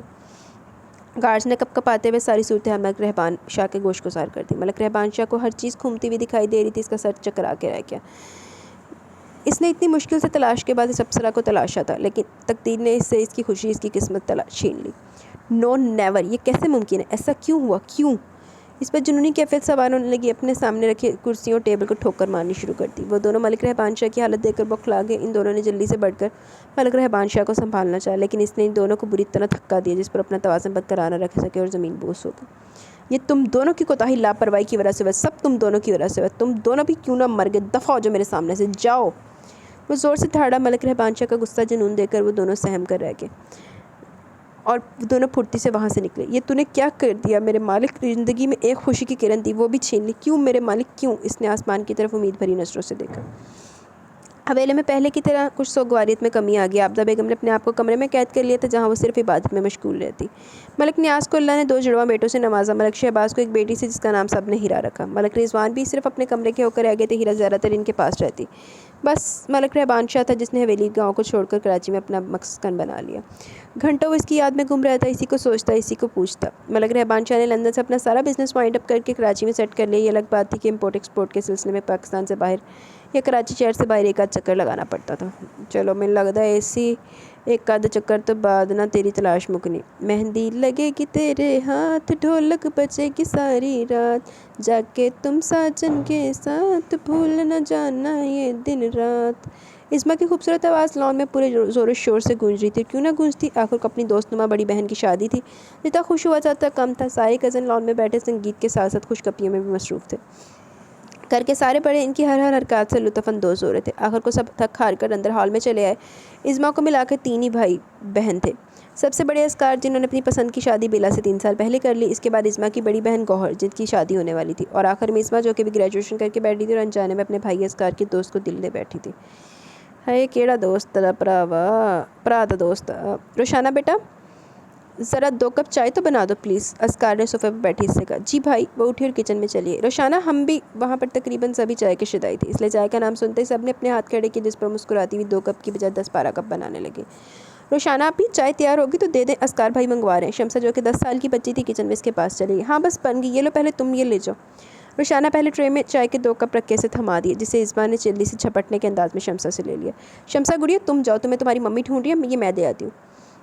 اس نے اپنے ہاتھ میں پکڑی چائے کی ٹرے کی طرف اشارہ کیا۔ شمسہ تو وہاں سے فوراً بھاگ گئی، لیکن روشانہ اسے بڑی حیرت بھری نظروں سے دیکھ رہی تھی۔ اسما نے اس کی طرف مسکرا کے دیکھا اور پھر چلی گئی، جس پر روشانہ کندھے اچکا کر رہ گئی اور پھر باقی کے چائے کے کپ حال میں بیٹھے لوگوں کو تھمانے لگی۔ آخر میں اس نے تیمور کو دینا چاہا، لیکن اس نے کپ سمیت روشانہ کا ہاتھ تھام لیا۔ روشانہ نے اسے ہڑبڑا کر دیکھا، اس کے چہرے پر نہایت خباثت تھی اور لبوں پر مکروہ بھری مسکراہٹ۔ اس نے جلدی سے اس کی گریف سے اپنا ہاتھ کھینچا اور ادھر دیکھا، سارے اپنی اپنی باتوں میں مگن تھے، اس نے کسی کا دھیان یہاں نہ جا سکا۔ وہ وہاں سے بڑی پھرتی سے نکل کر کچن میں دوبارہ چلی گئی اور اپنی مجبوری پر آنسو بہانے لگی، اس کے علاوہ اس کے پاس اور کوئی چارہ بھی تو نہ تھا۔ کھٹ کھٹ کھٹ، کچن کے دروازے پر کسی نے دستک دی۔ روشانہ نے جلدی سے اپنے آنسو صاف کیے اور پیچھے پلٹی، وہی خبیث روح کو بیچ دروازے پر استادہ کھڑا پایا۔ روشانہ کا اسے دیکھ کر خون خشک ہو گیا۔ میں نے سوچا کہ تم نے اتنی عنایت کر دی کہ میرے لیے اپنے خوبصورت ہاتھوں سے چائے بنا کر لے آئی، تو کیوں نہ میں یہ زحمت کر لوں کہ کپ کچن میں خود رکھا ہوں۔ اس نے روشانہ کا بھرپور جائزہ لیا۔ ویسے چائے بہت مزیدار بنی تھی، دل چاہ رہا کہ تمہارے ہاتھوں کو چوم لوں۔ اس نے تو آج حد ہی کر دی۔ روشانہ کا ہاتھ پکڑ کر بڑی بے باکی سے اپنے ہونٹوں کے قریب لے جانے لگا کہ روشانہ نے پھرتی سے اپنا ہاتھ اس کے ہاتھوں سے چھڑا اور بغیر دیر کیے وہی ہاتھ اس کے گال پر چھوڑ دیا۔ وہ اکا بکا رہ گیا، وہ اسے ایک کمزور لڑکی سمجھ بیٹھا تھا۔ اگر ہم کچھ کہتے نہیں ہیں تو اس کا مطلب یہ نہیں کہ آپ اپنی حد پار کر جائیں، اس لیے خبردار جب آپ نے ہمارے ساتھ کوئی بدتمیزی کی تو ہم آپ کی شکایت خالہ جان سے کر دیں گے۔ وہ اسے خونخوار نظروں سے گھوری تھی، 3 مہینے سے اسے تنگ کر رہا تھا، اپنی بیہودہ باتوں سے پریشان کر رہا تھا، لیکن وہ صرف خالہ جان کا بھتیجا سمجھ کر برداشت کر رہی تھی، اور آخر کب تک برداشت کرتی؟ پتھر پہ بھی اگر قطرہ قطرہ پانی ٹپکتا رہے تو اس میں بھی سوراخ ہو جاتا۔ وہ تو پھر ایک لڑکی تھی، ایک جیتا جاگتا وجود، جس کی اپنی بھی کوئی مرضی تھی، اپنی زندگی تھی۔ اس تھپڑ کا حساب بہت جلد چکاؤں گا، تم نے ابھی تیمور راز کو صحیح سے جانا نہیں ہے، انتظار کرنا۔ وہ اپنا گال سہلاتا ہوا وہاں سے نکل گیا۔ وہ اپنے کمرے میں آ کر بیڈ پر بیٹھی پھوٹ پھوٹ کر روتی۔ یار اب ہمارے ساتھ ہی ایسا کیوں؟ وہ کتنی دیر تک اپنے رب سے شکوے شکایت کرنے لگے۔ تو وہ تھپڑ دا صاحب جگائے گا، بندے نے پتہ لگ گیا نا تو تین دسے کا سوال۔ کیا غضب کی پرسنالٹی ہے یار، ڈیشنگ، ہینڈسم، دلکش۔ یار کون ایسا بدذوق شخص ہوگا جو ان کی حسین پرسنالٹی سے انسپائرڈ نہ ہو جائے؟ قسم سے یار روشانہ، اگر تم بھی دیکھ لو نا تو آئی شیور تعریف کے بغیر نہ رہ سو۔ اسما نے اس کا ہاتھ پکڑا۔ جی نہیں، اگر ہم اتفاق سے دیکھ بھی لیں تو ہم ان کی تعریف کبھی بھی نہیں کریں گے، وہ مسکراتے ہوئے بولی۔ ارے اسما یار، تم بھی کسے کہہ رہے ہو جو خود حسن و خوبصورتی سے مالا مال ہے؟ بلکہ میرا خیال ہے تمہارے وہ صاحب بہادر سے بجائے یہ امپریس ہوں، وہ محترم خود ہی اپنا سب کچھ ہار بیٹھیں گے، اسما کی کزن سمیرا شریل لہجے میں بولی۔ روشانہ کے چہرے پر بجائے شرم و حیا کی کوئی لالی بکھرتی، وہاں بہت سے تاریک سائے نے اپنی جگہ بنائی۔ آنکھوں میں ہلکی سی نمی کی وجہ سے آنکھوں کے ڈورے سرخ ہو گئے۔ کیوں روشانہ، میں نے ٹھیک کہا نا؟ سمیرا نے اسے اپنی بات کی تصدیق چاہی، جس پر وہ کھڑی ہو کے جانے لگی کہ پیچھے سے اسما نے زور سے چیخ ماری۔ وہ جاتے جاتے پلٹ کر دیکھنے لگی، اسکار بھائی کی مسز بیلا نے اس کے منہ پر دونوں ہاتھوں سے خوب سارا اپٹن مل دیا۔ سمیرا کے لگانے کے بعد باری اس کی تھی، وہ گھبرا کے باہر کی دروازے کی جانب بھاگنے لگی کہ اندر آتے کسی اجنبی کے شانے سے بری طرح ٹکرا کے گرنے کو تھی اگر اس نے اپنے مضبوط بازوؤں کا سہارا نہ دیا ہوتا۔ دونوں کی نظریں ایک دوسرے سے ٹکرائی تو دونوں ایک دوسرے کو دیکھ کر دنگ رہ گئے۔ ایک کی آنکھوں میں اگر حیرت کی ملی جلی کیفیت تھی، ہزاروں سوالات تھے، دوسری آنکھوں میں بے پناہ چھپا خوف تھا، ڈر تھا۔ لب گے جی۔ ارے رہبان صاحب آپ! اسما نے جلدی سے اپنے چہرے پر لگا اپٹن صاف کیا اور ان دونوں کی طرف چلی گئی جو کہ ابھی بھی اسی حالت میں کھڑے تھے۔ روشانہ نے جلدی سے وہاں سے اپنے کمرے کی جانب دوڑ لگائی اور دروازے کو فوراً سے پیشتر بند کیا اور اوپر نیچے سے بولٹ لگا دیا۔ پھر دروازے سے لگی اپنی رکی سانسوں کو اعتدال میں لانے کی صحیح کرنے لگی۔ اس کا دل حلق میں آ گیا، نس نس میں بہتے خون کے شرارے ایک دم رک گئے ہوں، پورا جسم پورا پسینے کی وجہ سے یک ٹھنڈا پڑنے لگا ہو، آنکھوں سے بہتے آنسو، لبوں کی کپکپاہٹ، کمرے کی ساری اشیاء گھومتی دکھائی دینے لگی۔ اور سنائی رہبان صاحب کیسے ہیں آپ؟ اسما خوش اسلوبی سے پوچھنے لگی۔ اس دروازے سمیرا اور مسز بیلا کمرے سے اس دوران سمیرا اور مسز بیلا کمرے سے جا چکی تھی۔ لائٹ انگوری کلف لگے کاٹن کی شلوار قمیض پر بائیں کندھے پر رکھی مردانہ بلیک مردانہ شال، چوڑے پنجاب پہنی پشاوری سینڈل، وہ صوفے پر ایک پاؤں دوسرے پاؤں پر رکھے صوفے کی بیک سے ٹیک لگائے بڑے شاہانہ انداز میں بیٹھا تھا۔ وہ مسحور کن شخصیت کا مالک تھا، پھر اسما جیسی حسن پرست لڑکی میں وہ کیسے نہ دل بن کے دھڑکتا۔ وہ کسی بہت ہی گہری سوچ میں کھویا ہوا تھا جب بھی اسما کے سوال کا جواب نہیں دیا، جس پر اسما اپنا سوال دوبارہ دہرایا۔ ملک رہبان شاہ نے چونک کر اسے دیکھا۔ فائن، پلیز اب جلدی سے اسکار کو بلائیے۔ وہ اس سے کیا کسی بھی غیر لیڈی سے زیادہ بات چیت نہیں کرتا تھا۔ اسما کو اس کی غلط معلوم ہوتے ہوئے بھی اسے لمبی چوڑی باتیں کرنے کے بہانے ڈھونڈتی رہتی، جس پر ملک رہبان شاہ سے بمشکل صرف ایک نظر دیکھنے پر اتفاق کرتا ہے، اگر جواب دیتا بھی تو بہت ہی مختصر، صرف 4-5 لفظوں میں، جسے اسما اس کی شاندار پرسنالٹی کی شاہانہ اداکار جانتی۔ آج رات مایوں مہندی کا فنکشن تھا، سبھی اپنی اپنی تیاریوں میں مصروف تھے۔ ساری لڑکیاں خوبصورت لگنے کے لیے ایک دوسرے سے سبقت لے جانے میں خود کو سنوار رہی تھی، نکھار رہی تھی، کوئی اپنے پرمنگ کھولنے میں لگی تھی تو کوئی رولر۔ تقریباً ساری لڑکیاں مصروف عمل تھیں۔ آج اسما بہت زیادہ خوش تھی، وہ بالخصوص آج ملک رہبان شاہ کے لیے تیار ہو رہی تھی۔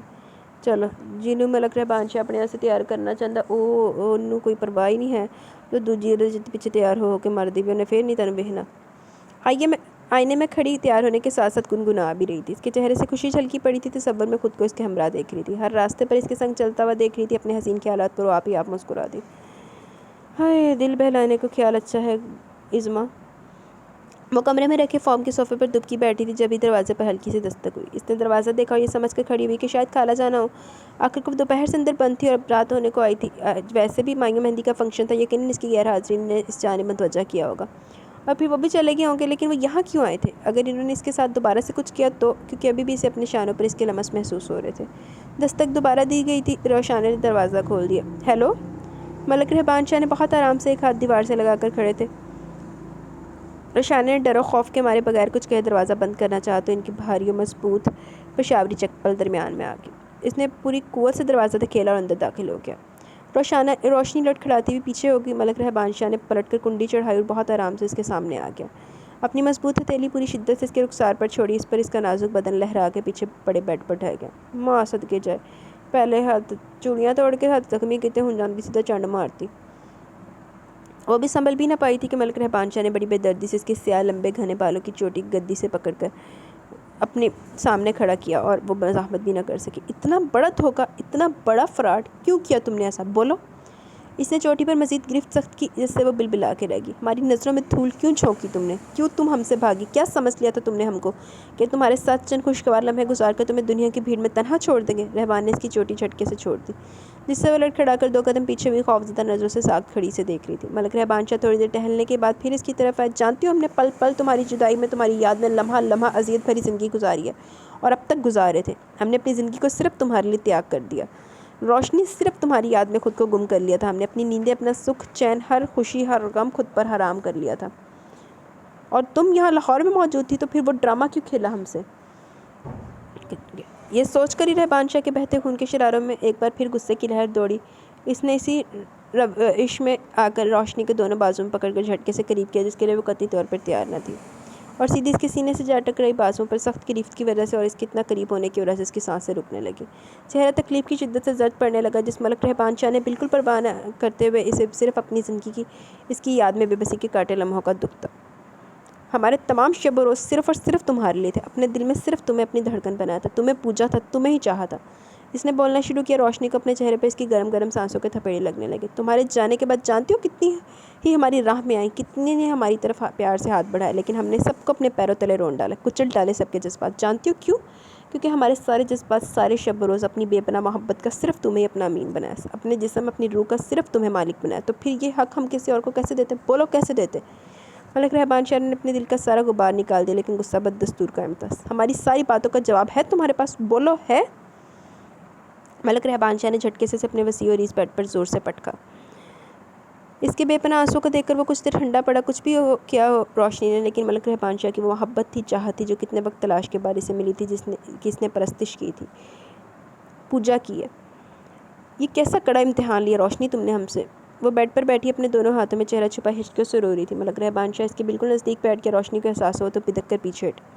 ملک رہبان شاہ نے بڑی صورت میں اس سے اپنے قریب کھینچا، جسے وہ اپنا توازن برقرار نہ رکھ پائی، اسی کے آغوش میں آ گری۔ وہ سنبھلنے بھی نہ پائی تھی کہ اس نے اپنے بازوؤں سے اس کے گرد حصار باندھ دیا۔ 1 سال ہم نے تڑپ تڑپ کے گزارا، بہت تکلیف میں رہے ہم، صرف اور صرف تمہاری وجہ سے، جس کا تمہیں حساب دینا ہوگا۔ وہ اس پر جھکا بول رہا تھا اور وہ اس کی دیوانگی دیکھ دیکھ کر زرد پڑتی جا رہی تھی۔ آنکھوں میں آنسوؤں نے نہ بند ہونے کی جیسے قسم کھا رکھی تھی، لب کپ کپا رہے تھے، جسے ہم اسے سامنے پاتے لرزا جا رہا تھا۔ اس لیے تم ہر سزا کے لیے خود کو تیار کر لو، ہم تمہاری یاد میں کاٹے پل پل، تمہاری جدائی میں لمحہ لمحہ بیتے دن کا تم سے ہر حساب بے معسود سے وصول کریں گے۔ وہ اس کی آنکھوں میں آنکھیں ڈالے بولا، اور ایک بات یاد رکھنا، ملک رہبان شاہ نے اس کا نازک وجود خود سے قریب تر کیا، یہاں سے جانے کے بارے میں اب سوچنا بھی مت، کیونکہ یہ نہ تو اب تمہارے لیے ممکن ہے اور نہ ہمارے لیے، اوکے؟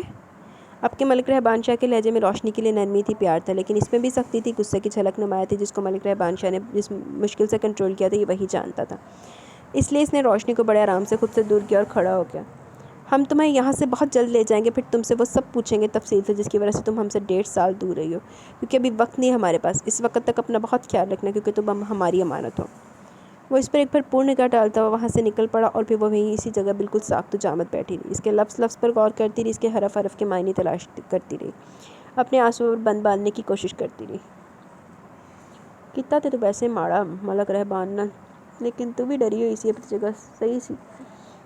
ہو گیا سارا کام نا؟ سالیہ نے پورے گھر کا ایک بار پھر سے جائزہ لینے کے بعد سلمیٰ سے کہا۔ وہ جڑی آگ لگی سی وہ پوچھ رہی ہے۔ ہاں ہو گیا، اب جلدی سے نکلو یہاں سے۔ سلمیٰ نے اپنے دونوں ہاتھ جھاڑے اور سین کے دروازے پر جلدی سے کنڈا چڑھایا۔ ہمیں بہت ڈر لگ رہا ہے، کہیں پکڑے نہ جائیں۔ روشنی اپنے دل کے ڈر کو 36ویں دفعہ زبان سے ادا کر چکی تھی۔ چھلی ہوئی ہے کیا؟ جانتی نہیں ہے کہ حویلی کے لوگوں نے اپنی بہو کو چھپ کر صرف اس لیے زندہ جلا دیا کہ ان کے بیٹے نے تیرے جیسی کسی غریب لڑکی سے شادی رچا لی تھی، اور اگر ان لوگوں نے تیرے ساتھ بھی ویسا کیا تو؟ سالیہ نے اس کو ڈانٹا۔ دیکھ روشنی، تمہاری بچپن کی سہیلی، اور ہم دونوں تجھے بالکل اپنی بہن سمجھتے ہیں، لیکن روشنی تجھے وہ لوگ کوئی تکلیف دیں، ہم برداشت نہیں ہوگا ہم سے، اس لیے بہتری تیری اسی میں ہے کہ تو یہاں سے لاہور چلی جا، یہاں کا سب میں اور سلمیٰ سنبھال لیں گے۔ کیوں سلمیٰ؟ اس کو سمجھانے کے ساتھ ساتھ وہ سلمیٰ سے بولی، جس پر سلمیٰ نے اس بات میں گردن ہلا دی۔ نہ دی گچی مروڑنا دونوں دی جا کے ملک رہبان، اب کچھ مت سوچ اور جلدی نکل یہاں سے، ورنہ وہ دونوں خدائی فوجدار کے بچے آ جائیں گے۔ وہ تینوں سٹول پر چڑھ کر دیوار کے پیچھے گلی میں اتر گئی، جہاں اندھیرے کے ساتھ ساتھ خاموشی اور سناٹا تھا، جہاں بہت کم لوگوں کا گزر ہوتا تھا۔ ان دونوں نے روشنی کے پورے گھر پر ہر شے، ہر دیوار، جہاں تک کہ ذرے ذرے پر مٹی کا تیل اور پیٹرول چھڑک دیا، تاکہ سب کچھ لمحوں میں راکھ کا ڈھیر بن جائے، اور کسی کو پتہ بھی نہ چلے کہ یہاں روشنی نہیں تھی، جس کی ہلکی سی چنگاری بہت تھی، اور لمحوں میں بہت کم لمحے میں پورا گھر آگ و شعلے کی لپیٹ میں تھا۔ ریلوے اسٹیشن پر وہ تینوں ایک دوسرے سے لپٹ کر بری طرح رو رہی تھی۔ روشنی، یہاں سے جانے کے بعد بھول جانا کہ کبھی تو کسی گاؤں میں رہتی تھی، تیرا کوئی بھیانک ماضی تھا، یا پھر کبھی تیری کوئی سالیہ اور سلمیٰ نام کی سہیلیاں تھیں۔ سالیہ روتے ہوئے بولی، یہ کیا کہہ رہی ہو؟ یہ ہم سے نہ ہوگا، ہم کیسے اور کیوں بھول سکتے ہیں اپنی جان تک دینے والی سہیلیوں کو؟ روشنی نے اس کے بہتے آنسو صاف کیے، آنسو تو اس کے خود بھی نہ تھم رہے تھے۔ سالیہ ٹھیک کہہ رہی ہے روشنی، کہ ملک لوگ بڑے شاطر ہوتے ہیں، ان کی نظر بہت تیز ہوتی ہے، ان سے بچنا بہت مشکل بلکہ اچھی قسمت کے مترادف ہے۔ سلمیٰ نے بلیک چادر میں سر سے پیر تک کے ناخن تک ڈھکی روشنی کو دیکھا۔ تو لاہور جا کر اپنی زندگی کی نئی شروعات کر، اگر یاد کرنا تو صرف اپنے دل میں ہمیں یاد کر لینا، لیکن کسی سے اپنے ماضی کا تذکرہ کبھی بھی نہ کرنا۔ اس نے روشنی کو ایک بار پھر تڑپ کر گلے لگایا۔ ان کی غمزدہ باتوں میں ٹرین کا سائرن بجنا شروع ہو گیا۔ بیک وقت تینوں کی نظریں وہاں اٹھی تھیں۔ اب جلدی کر، دیر ہو رہی ہے، اور اپنا بہت خیال رکھنا۔ سالیہ نے جلدی جلدی کہا اور اس کے ماتھے پر پیار بھرا بوسہ دیا۔ ان دونوں نے اسے ٹرین میں سوار کروایا اور سب کرتے ہوئے تینوں کے دل ایک بارگی دھڑکے۔ سالیہ، آخری بات، وہ دروازے پر کھڑی بولی، اگر خرم آ جائے تو تم اس سے بھی کہہ دینا کہ اب روشنی اس دنیا میں نہیں رہی۔ اس نے اپنا ہاتھ بلیک چادر سے نکال کر اس کی طرف بڑھایا، جسے اس سے وعدہ لینا چاہ رہی ہو، جس سے پہلے تو ان دونوں نے اسے چونک کر دیکھا، پھر سالیہ نے اس کا لرزتا ہاتھ تھام لیا اور آنکھوں کو ہلکی سی جنبش دی۔ ٹرین چل پڑی تھی اور گاؤں، سالیہ، سلمیٰ، سارا منظر آنکھوں سے دور ہوتا جا رہا تھا۔ سارے مناظر پیچھے بھاگنے لگے، اسے آگے سے آگے تر لے جانے لگے، جہاں اس کے لیے نئی زندگی اس کا استقبال کرنا چاہ رہی تھی، نئی امید جیسے اسے پکار رہی تھی، اور وہ سب کچھ چھوڑ چھاڑ بیما اپنا ماضی سمیت کو بھول کر آگے کی خوشیوں کو خوش آمدید کہنے لگی، انہیں اپنی باہوں میں تھامنے چلی تھی۔ اچھا جی، تنو تھامن دے گا ضروری۔ گاؤں والے سبھی سے جلتے ہوئے، آگ سے بھڑکتے ہوئے شعلوں کے سامنے کھڑے تھے، جو آسمان سے باتیں کر رہا تھا۔ نہ جانے ہم گاؤں والوں سے کیا گناہ سرزد ہو گئے کہ آج میں 2 جوان جہاں لڑکیوں کی اس کی سزا بھگتنی پڑی۔ گاؤں کی ایک عورت دوسری عورت سے دکھ بھرے لہجے میں بولی، جس پر وہ گردن ہلانے لگی۔ ہاں بھئی، تو ٹھیک ہی کہہ رہی ہے، پہلے بیچاری ہیرا بی بی چلی گئی کہ انہیں اپنی دفنا کر آئے بھی نہ تھے کہ بیچاری روشنی جل کر مر گئی۔ گارڈ کے آنے سے پہلے سب کچھ راکھ کا ڈھیر ہو چکا تھا، جل چکا تھا۔ وہ اس وقت فرح بیگم کے سامنے کھڑی تھی، اور وہ خط جو کہ مرنے سے پہلے اس کی ماں نے اسے لکھوایا تھا، جس میں اس کی زندگی کا تمام احوال لکھا تھا، اور ساتھ یہ کہ روشنی کی زندگی کو یہاں خطرہ ہے۔ انہوں نے پورا خط پڑھنے کے بعد سامنے کھڑی بلیک چادر میں لپٹی آنسو بہاتی روشانے کو دیکھا، پھر خط لپیٹ کر اسے اپنے نرم و گرما گوش میں بھر لیا۔ وہ اس کے سینے سے لگ کر بلک بلک کر رو دی۔ بس میری جان، اب یہ آنسو تمہاری آنکھوں میں نہیں آنے چاہیے۔ انہوں نے بڑے پیار سے اس کے آنسو صاف کیے۔ اب تم میری ذمہ داری ہو، یہاں بالکل محفوظ بھی۔ انہوں نے اس کی پیشانی پر بوسہ دیا۔ آج سے تم بھی میری بیٹی ہو، اس طرح جس طرح گوہر اور اسما۔ فرح اور فاطمہ کزن کے ساتھ ساتھ بچپن کی سہیلیاں تھیں۔ فاطمہ کی گاؤں میں کسی کسان سے شادی کر دی گئی، جبکہ قسمت نے فرح کو لاہور بھیج دیا، جہاں اس کے شوہر ضیاء نے تمام ناکامیوں اور ناامیدیوں کو پیچھے چھوڑ کے کامرانی بے شمار کامیابی کی راہ پر گامزن رہے، اور آج ایک جانے پہچانے بزنس مین میں ان کا شمار ہوتا تھا۔ اچھا جی، یار میں تو کہتا ہوں اب تم بھی شادی کر ہی لو، آخر کب تک ایسے کنوارا رہنا ہے؟ اسکار نے ملک رہبان شاہ کے کندھے پر ہاتھ رکھا۔ وہ سب سوائے روشانے کے گوہر کی مہندی لے کر دلہا والوں کے گھر آئے ہوئے تھے۔ پورا لان مرکری بلب سے جگمگ جگمگ کر رہا تھا۔ ایک جگہ ناشتے کی ٹیبل سجائی گئی تھی جہاں نوابوں کے سامنے کھانے پینے کی چیزیں رکھی گئی تھی۔ اسکار اور ملک رہبان شاہ اپنا اپنا کافی کا کپ تھامے تنہائی کے گوشے میں آ کھڑے ہوئے۔ ہم شادی کر چکے ہیں۔ ملک رہبان شاہ نے مسکرا کے اسے دیکھا۔ وہ جو مگ اپنے ہونٹ کے قریب لے جانے کو تھا ایک دم ہاتھ رک گیا اور اسے حیران بھری نظروں سے دیکھنے لگا۔ کیا؟ کچھ دیر خاموشی کے بعد اسکار بولا، جس پر ملک رہبان شاہ نے اسے اپنی تمام داستان محبت اس کے آگے رکھ دی۔ وہ بنجوکا ہی تو رہ گیا تھا، لیکن روشان نے تو کبھی بتایا نہیں کچھ۔ بتایا کیوں نہیں؟ وہ ابھی تک اس کی باتوں پر حیران ہو رہا تھا۔ فی الحال یہ سب ابھی رہنے تو تم بس صرف کل تک اس کا خیال رکھنا۔ ملک رہبان شاہ اپنے مگ سے اڑتے دھوئیں کو بکورتا کہا، ہم اپنی امانت کل لے جائیں گے۔ پھر اسکار کو دیکھا، ایکچولی میں جس ہوٹل میں ٹھہرا ہوں وہاں میرے علاوہ بزنس کے سلسلے میں آئے کچھ اور لوگ بھی ہیں، اس لیے صرف آج رات وہ تمہارے گھر رہے گی، اوکے؟ اپنے شاندار لہجے میں کہا گیا۔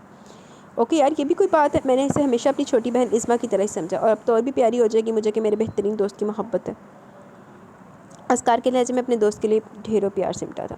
ارے آپ لوگ یہاں تنہائی میں کھڑے کیا کریں؟ وہ دونوں اپنی باتوں میں مگن تھے جب عظمیٰ ہاتھ میں برگر اور چپس سے بھری پلیٹ تھامے وہاں چلی گئی۔ اور شاید آپ لوگوں نے کچھ کھایا بھی نہیں، وہ ان کے مگ کی طرف دیکھتے ہوئے بولی، جب بھی اپنی پلیٹ ان دونوں کے بیچ کر دی۔ اسکار نے اپنی بہن کا دل رکھنے کے لیے اس میں چند چپس اٹھا لیے، لیکن ملک رہبان شاہ نے اس پلیٹ کی طرف دیکھنا تک گوارا نہ کیا، بلکہ تھوڑا سا رخ موڑے کافی کے سپ لینے لگا۔ عظمیٰ کا دل اس کی بے رخی پر مرجھا کے رہ گیا، لیکن آج وہ بالخصوص اس کے لیے تیار ہوئی تھی، لیکن اس ظالم نے ایک نظر دیکھنا تک گوارا نہ کیا۔ لیکن اس نے اپنے دل میں ایک بار پھر سے ارادہ باندھ دیا، آخر کب تک؟ پھر کبھی سے۔ ملک رہبان شاہ اس کی آنکھوں میں اپنے لیے وہ رنگ دیکھ چکا تھا جسے سامنے پا کر مزید لشکاریں مارنا شروع کر دیتے تھے۔ اس کے چہرے کے کوس و قزح سے ناواقف نہ تھا، لیکن وہ ان رنگوں کی پسندیدگی کی کبھی پذیرائی نہیں کرنا چاہتا تھا۔ اس کے ایوان دل پر صرف ایک ہی چہرہ چمکتا دمکتا تھا جس میں وہ خیانت کا بالکل بھی روادار نہ تھا۔ روشنی چاہے اس سے کتنی خوفزدہ تھی، کتنی ڈری سہمی کیوں نہ ہو، لیکن ملک رہبان شاہ کو اپنی محبت پر کامل یقین ہے کہ وہ روشنی کو اپنی بے پناہ محبت کے رنگوں میں ڈھال لے گا، اپنی چاہت سے اسے خود سے محبت کرنے کا فن سکھا دے گا، رام کر لے گا، جس کا نہ تو اسے زیادہ انتظار کرنا پڑے گا نہ ہی روشنی کو سوچ کر اپنے آپ ہی اس کے لبوں پر سرشاری سے مسکراہٹ رہیں گی۔ ماں صدقے جائے، جب منڈا بالکل دیوانہ ہوا پتہ کڑی منہ نہیں لا رہی۔ شٹ یار، رائب جو کہ کمروش سمیرا روشانے امبرین سمیت گاڑی میں بیٹھے شادی حال میں جانے کے لیے نکلے تھے۔ تھوڑی دور گئے تھے کہ راستے میں گاڑی نے آگے چلنے سے قطعی انکار کر دیا۔ باقی کی ساری گاڑیاں دور نکل گئی، اس لیے وہ ان کی رکی گاڑی نہ دیکھ سکے۔ اب تم میں سے کوئی جلدی سے گھر جا اور کسی جگ یا بوتل میں پانی بھر کے لائے، گاڑی کے انجن کو پانی کی ضرورت ہے۔ رائب نے ان چاروں کو دیکھا۔ سمیرا نے صاف انکار کر دیا کہ اپنی قطع ہاتھ نہیں ڈال سکتی، پانی میں قطع ہاتھ نہیں ڈال سکتی کیونکہ اس کی گلیٹر مہندی چھوٹ جائے گی، اور یہی جواب امبرین کا بھی تھا، جبکہ کمروش کو اندھیرے اور تنہائی سے بہت ڈر لگتا تھا۔ بچی روشنی جو باری باری نہیں دیکھ رہی تھی۔ رائب نے ان تینوں کو پہلے گھورا اور ضد ہو کے بولا، روشانہ صاحبہ آپ ہی چلی جائیے کہ آپ کے ساتھ بھی کوئی پرابلم ہے؟ جی بہتر۔ وہ گاڑی سے اتر کر جانے لگی۔ اس کے اکیلے پن کا خیال کرتے ہوئے رائب نے ان تینوں سے کہا، تم میں سے کوئی اس کے ساتھ ہی چلا جائے۔ اس کا لہجہ جلا ہوا تھا۔ اس پر بھی ان تینوں نے اسے ہری جھنڈی دکھا دی کہ باہر گرمی بہت ہے، ہمارا پسینے سے میک اپ خراب ہو جائے گا، جس پر وہ تپ کر بولا، ہاں ایسی تو اپسرا ہو نا کہیں کی۔ ان تینوں نے اس سے خود سے منہ موڑ لیا۔ لاکھ لعنت ویسے کوئی بھی دنا لیجیے گئی۔ اب سالے یہ تیری بائک اب تک سٹارٹ کیوں نہیں ہو رہی؟ بائک سٹارٹ کرتا تیمور سے پاس کھڑا فراز بولا، پتہ نہیں یار یہ آج کیوں۔ وہ آگے بولتے بولتا رکا تھا۔ اب سمجھا یہ آج دگا کیوں کر رہی ہے۔ اس نے بائک کی طرف اشارہ کیا، پھر آنکھ کے اشارے سے فراز کی توجہ سامنے سے آتی اورنج اینڈ بلیک کنٹراسٹ کی سلک سوٹ میں جس پر لائٹ سا موتی اور دبکے کا کام ہوا تھا، وہ اپنی دھن میں گردن چکائے اکیلے چلی آ رہی تھی۔ یار ویسے یہ بات ماننے کی کہ لڑکی غضب کی ہے، قیامت کا حسن پایا اس نے۔ فراز کا لہجہ نہایت کڑواہٹ سے پر تھا۔ لیکن یار ایک چیز خراب ہے، یہ مغرور بہت ہے، کسی سے بات تو کیا دیکھنا تک پسند نہیں کرتی جیسے ہم اچھوت ہوں۔ تو چلو آج اس کا غرور بھی توڑ دیتے ہیں اور اس حسن میں داغ بھی لگا دیتے ہیں۔ وہ کمینگی سے کہتا ہوا فراز کو ساتھ لیے اس کے سامنے جا کھڑا ہوا۔ روشنی نے آہٹ پر گردن اٹھائی تو سکتے کے عالم کی کیفیت میں خود کو مبتلا پایا۔ میدے جیسی رنگت زرد پڑنے لگی۔ دل ان کی مکروہ بھری مسکراہٹ دیکھ کر رکنے کی کوشش کرنے لگا۔ آنکھوں میں جمی خباثت سے وہ ہراس ہونے لگی۔ چلو تو مردے نال فراز نے بھی مرنا ہو۔ کیوں، کیا بھول گئی؟ تیمور نے اپنا بایاں گال سہلایا جہاں کچھ روز پہلے اس نے اپنی انگلیوں کے نشان چھوڑے تھے۔ وہ تو ڈر کر اپنے قدم پیچھے ہٹانے لگی۔ اس سے پہلے کہ وہ دونوں اپنے مکروہ ارادے میں کامیاب ہوتے ہوں، وہ بھاگنے کے انداز میں پیچھے مڑی تھی کہ اس کا بازو تیمور کے ہاتھ میں آ گیا۔ تیمور دا بازو نہیں باجدا ہوں، چھوڑو ہمیں، ہم کہتے ہیں چھوڑو ہمیں، جانے دو۔ وہ رونے لگی۔ آواز میں قدر لغزش تھی، لیکن وہ ہنس رہے تھے، خوب زور زور سے کہکے لگا رہے تھے۔ آج میں تم سے اپنا حساب بما سود سمیت چکا دوں گا، یاد ہے نا تمہیں وہ دن؟ اس دن میں مجبور تھا، لیکن آج تمہاری کوئی مدد کو نہیں آئے گا۔ تیمور اسے زبردستی اندر لے جانے لگا۔ وہ دروازے کے اندر لے جانے کو تھا کہ اس نے بڑی مشکل سے اپنا بازو اس کے ہاتھ سے چھڑا، جلدی سے پیچھے بھاگنے لگی۔ فراز ان کے آگے تھا اور تیمور اس کے ساتھ، لیکن وہ روشانے نے اچانک یہ کیا تھا، وہ اسے پکڑنا ہی چاہتا تھا کہ اس کا لہراتا ہوا دوپٹہ اس کے ہاتھ لگا، جس کی وہ پرواہ کیے بغیر باہر جانے کو تھی کہ سامنے سے آتے کسی لمبے چوڑے وجود سے پوری طرح ٹکرائی۔ اس نے ہڑبڑا کے سامنے والے کو دیکھا۔ وہ کوئی اور نہ تھا بلکہ ملک رہبان شاہ تھا۔ جو نہ چاہتے ہوئے بھی اس کی سوچوں میں شامل ہو چکا تھا۔ وہ اپنی اس قدر بے بسی پر اسی کے سینے پر سر رکھ کر روتی۔ ملک رہبان شاہ نے پہلے بغور اسے تکا اور پھر سامنے کھڑے ان دونوں کو، جس میں سے ایک کے ہاتھ میں روشنی کا اورنج دوپٹہ لہرا رہا تھا۔ ملک رہبان شاہ کے غصے سے دماغ کی رگیں تن گئی۔ اس کی عزت و آبرو پر کسی نے بری نظر ڈالنے کی کوشش کی تھی، یہ برداشت نہ تھا اسے۔ ملک رہبان شاہ نے ایک نظر روتی بلکتی اس کے سینے سے لگی دونوں ہتھیلیوں میں اس کی قمیض کو پکڑے روشنی کو دیکھا، پھر اپنے کندھے پر رکھی مردانہ براؤن شال سے اس کے نازک وجود کو اچھی طرح ڈھانپ دیا، جس کو ملک رہبان شاہ نے اب تک غلط نظروں سے بری نیت سے کبھی تک محسوس نہ کیا تھا۔ اسے کانچ کی گڑیا سمجھا تھا اور کوئی اس کانچ کی گڑیا پر غلیظ نظروں سے دیکھے، یہ کب گوارا تھا اسے۔ اپنے پیچھے کھڑے دونوں گارڈز کو تھوڑا رخ موڑے، گردن کو ہلکا سا خم دیا تو وہ تو تھے اشارے کے منتظر۔ دونوں ہی غصے میں آگے بڑھے، ان دونوں رنگین مزاج لڑکوں کو بھاگنے کا موقع دے بغیر ان پر پڑ پڑے۔ او مائی گاڈ! اسکار اپنے کزن کو بری طرح پٹتا دیکھ کر دوڑا ملک رہبان شاہ کے پاس چلا۔ رہبان پلیز یار، انہیں روکو، وہ مر جائیں گے۔ ان کی حالت بہت زیادہ بری کر دی گئی تھی، نکسک سی تیاری بگڑ کر رہ گئی، ناک اور منہ سے خون بہہ رہا تھا، دونوں کی شکلیں پہچاننے لائق نہیں رہی تھی۔ ملک رہبان شاہ نے انہیں اشارے سے منع کر دیا، وہ دونوں گارڈز رک کر وہاں سے ہٹتے چلے گئے۔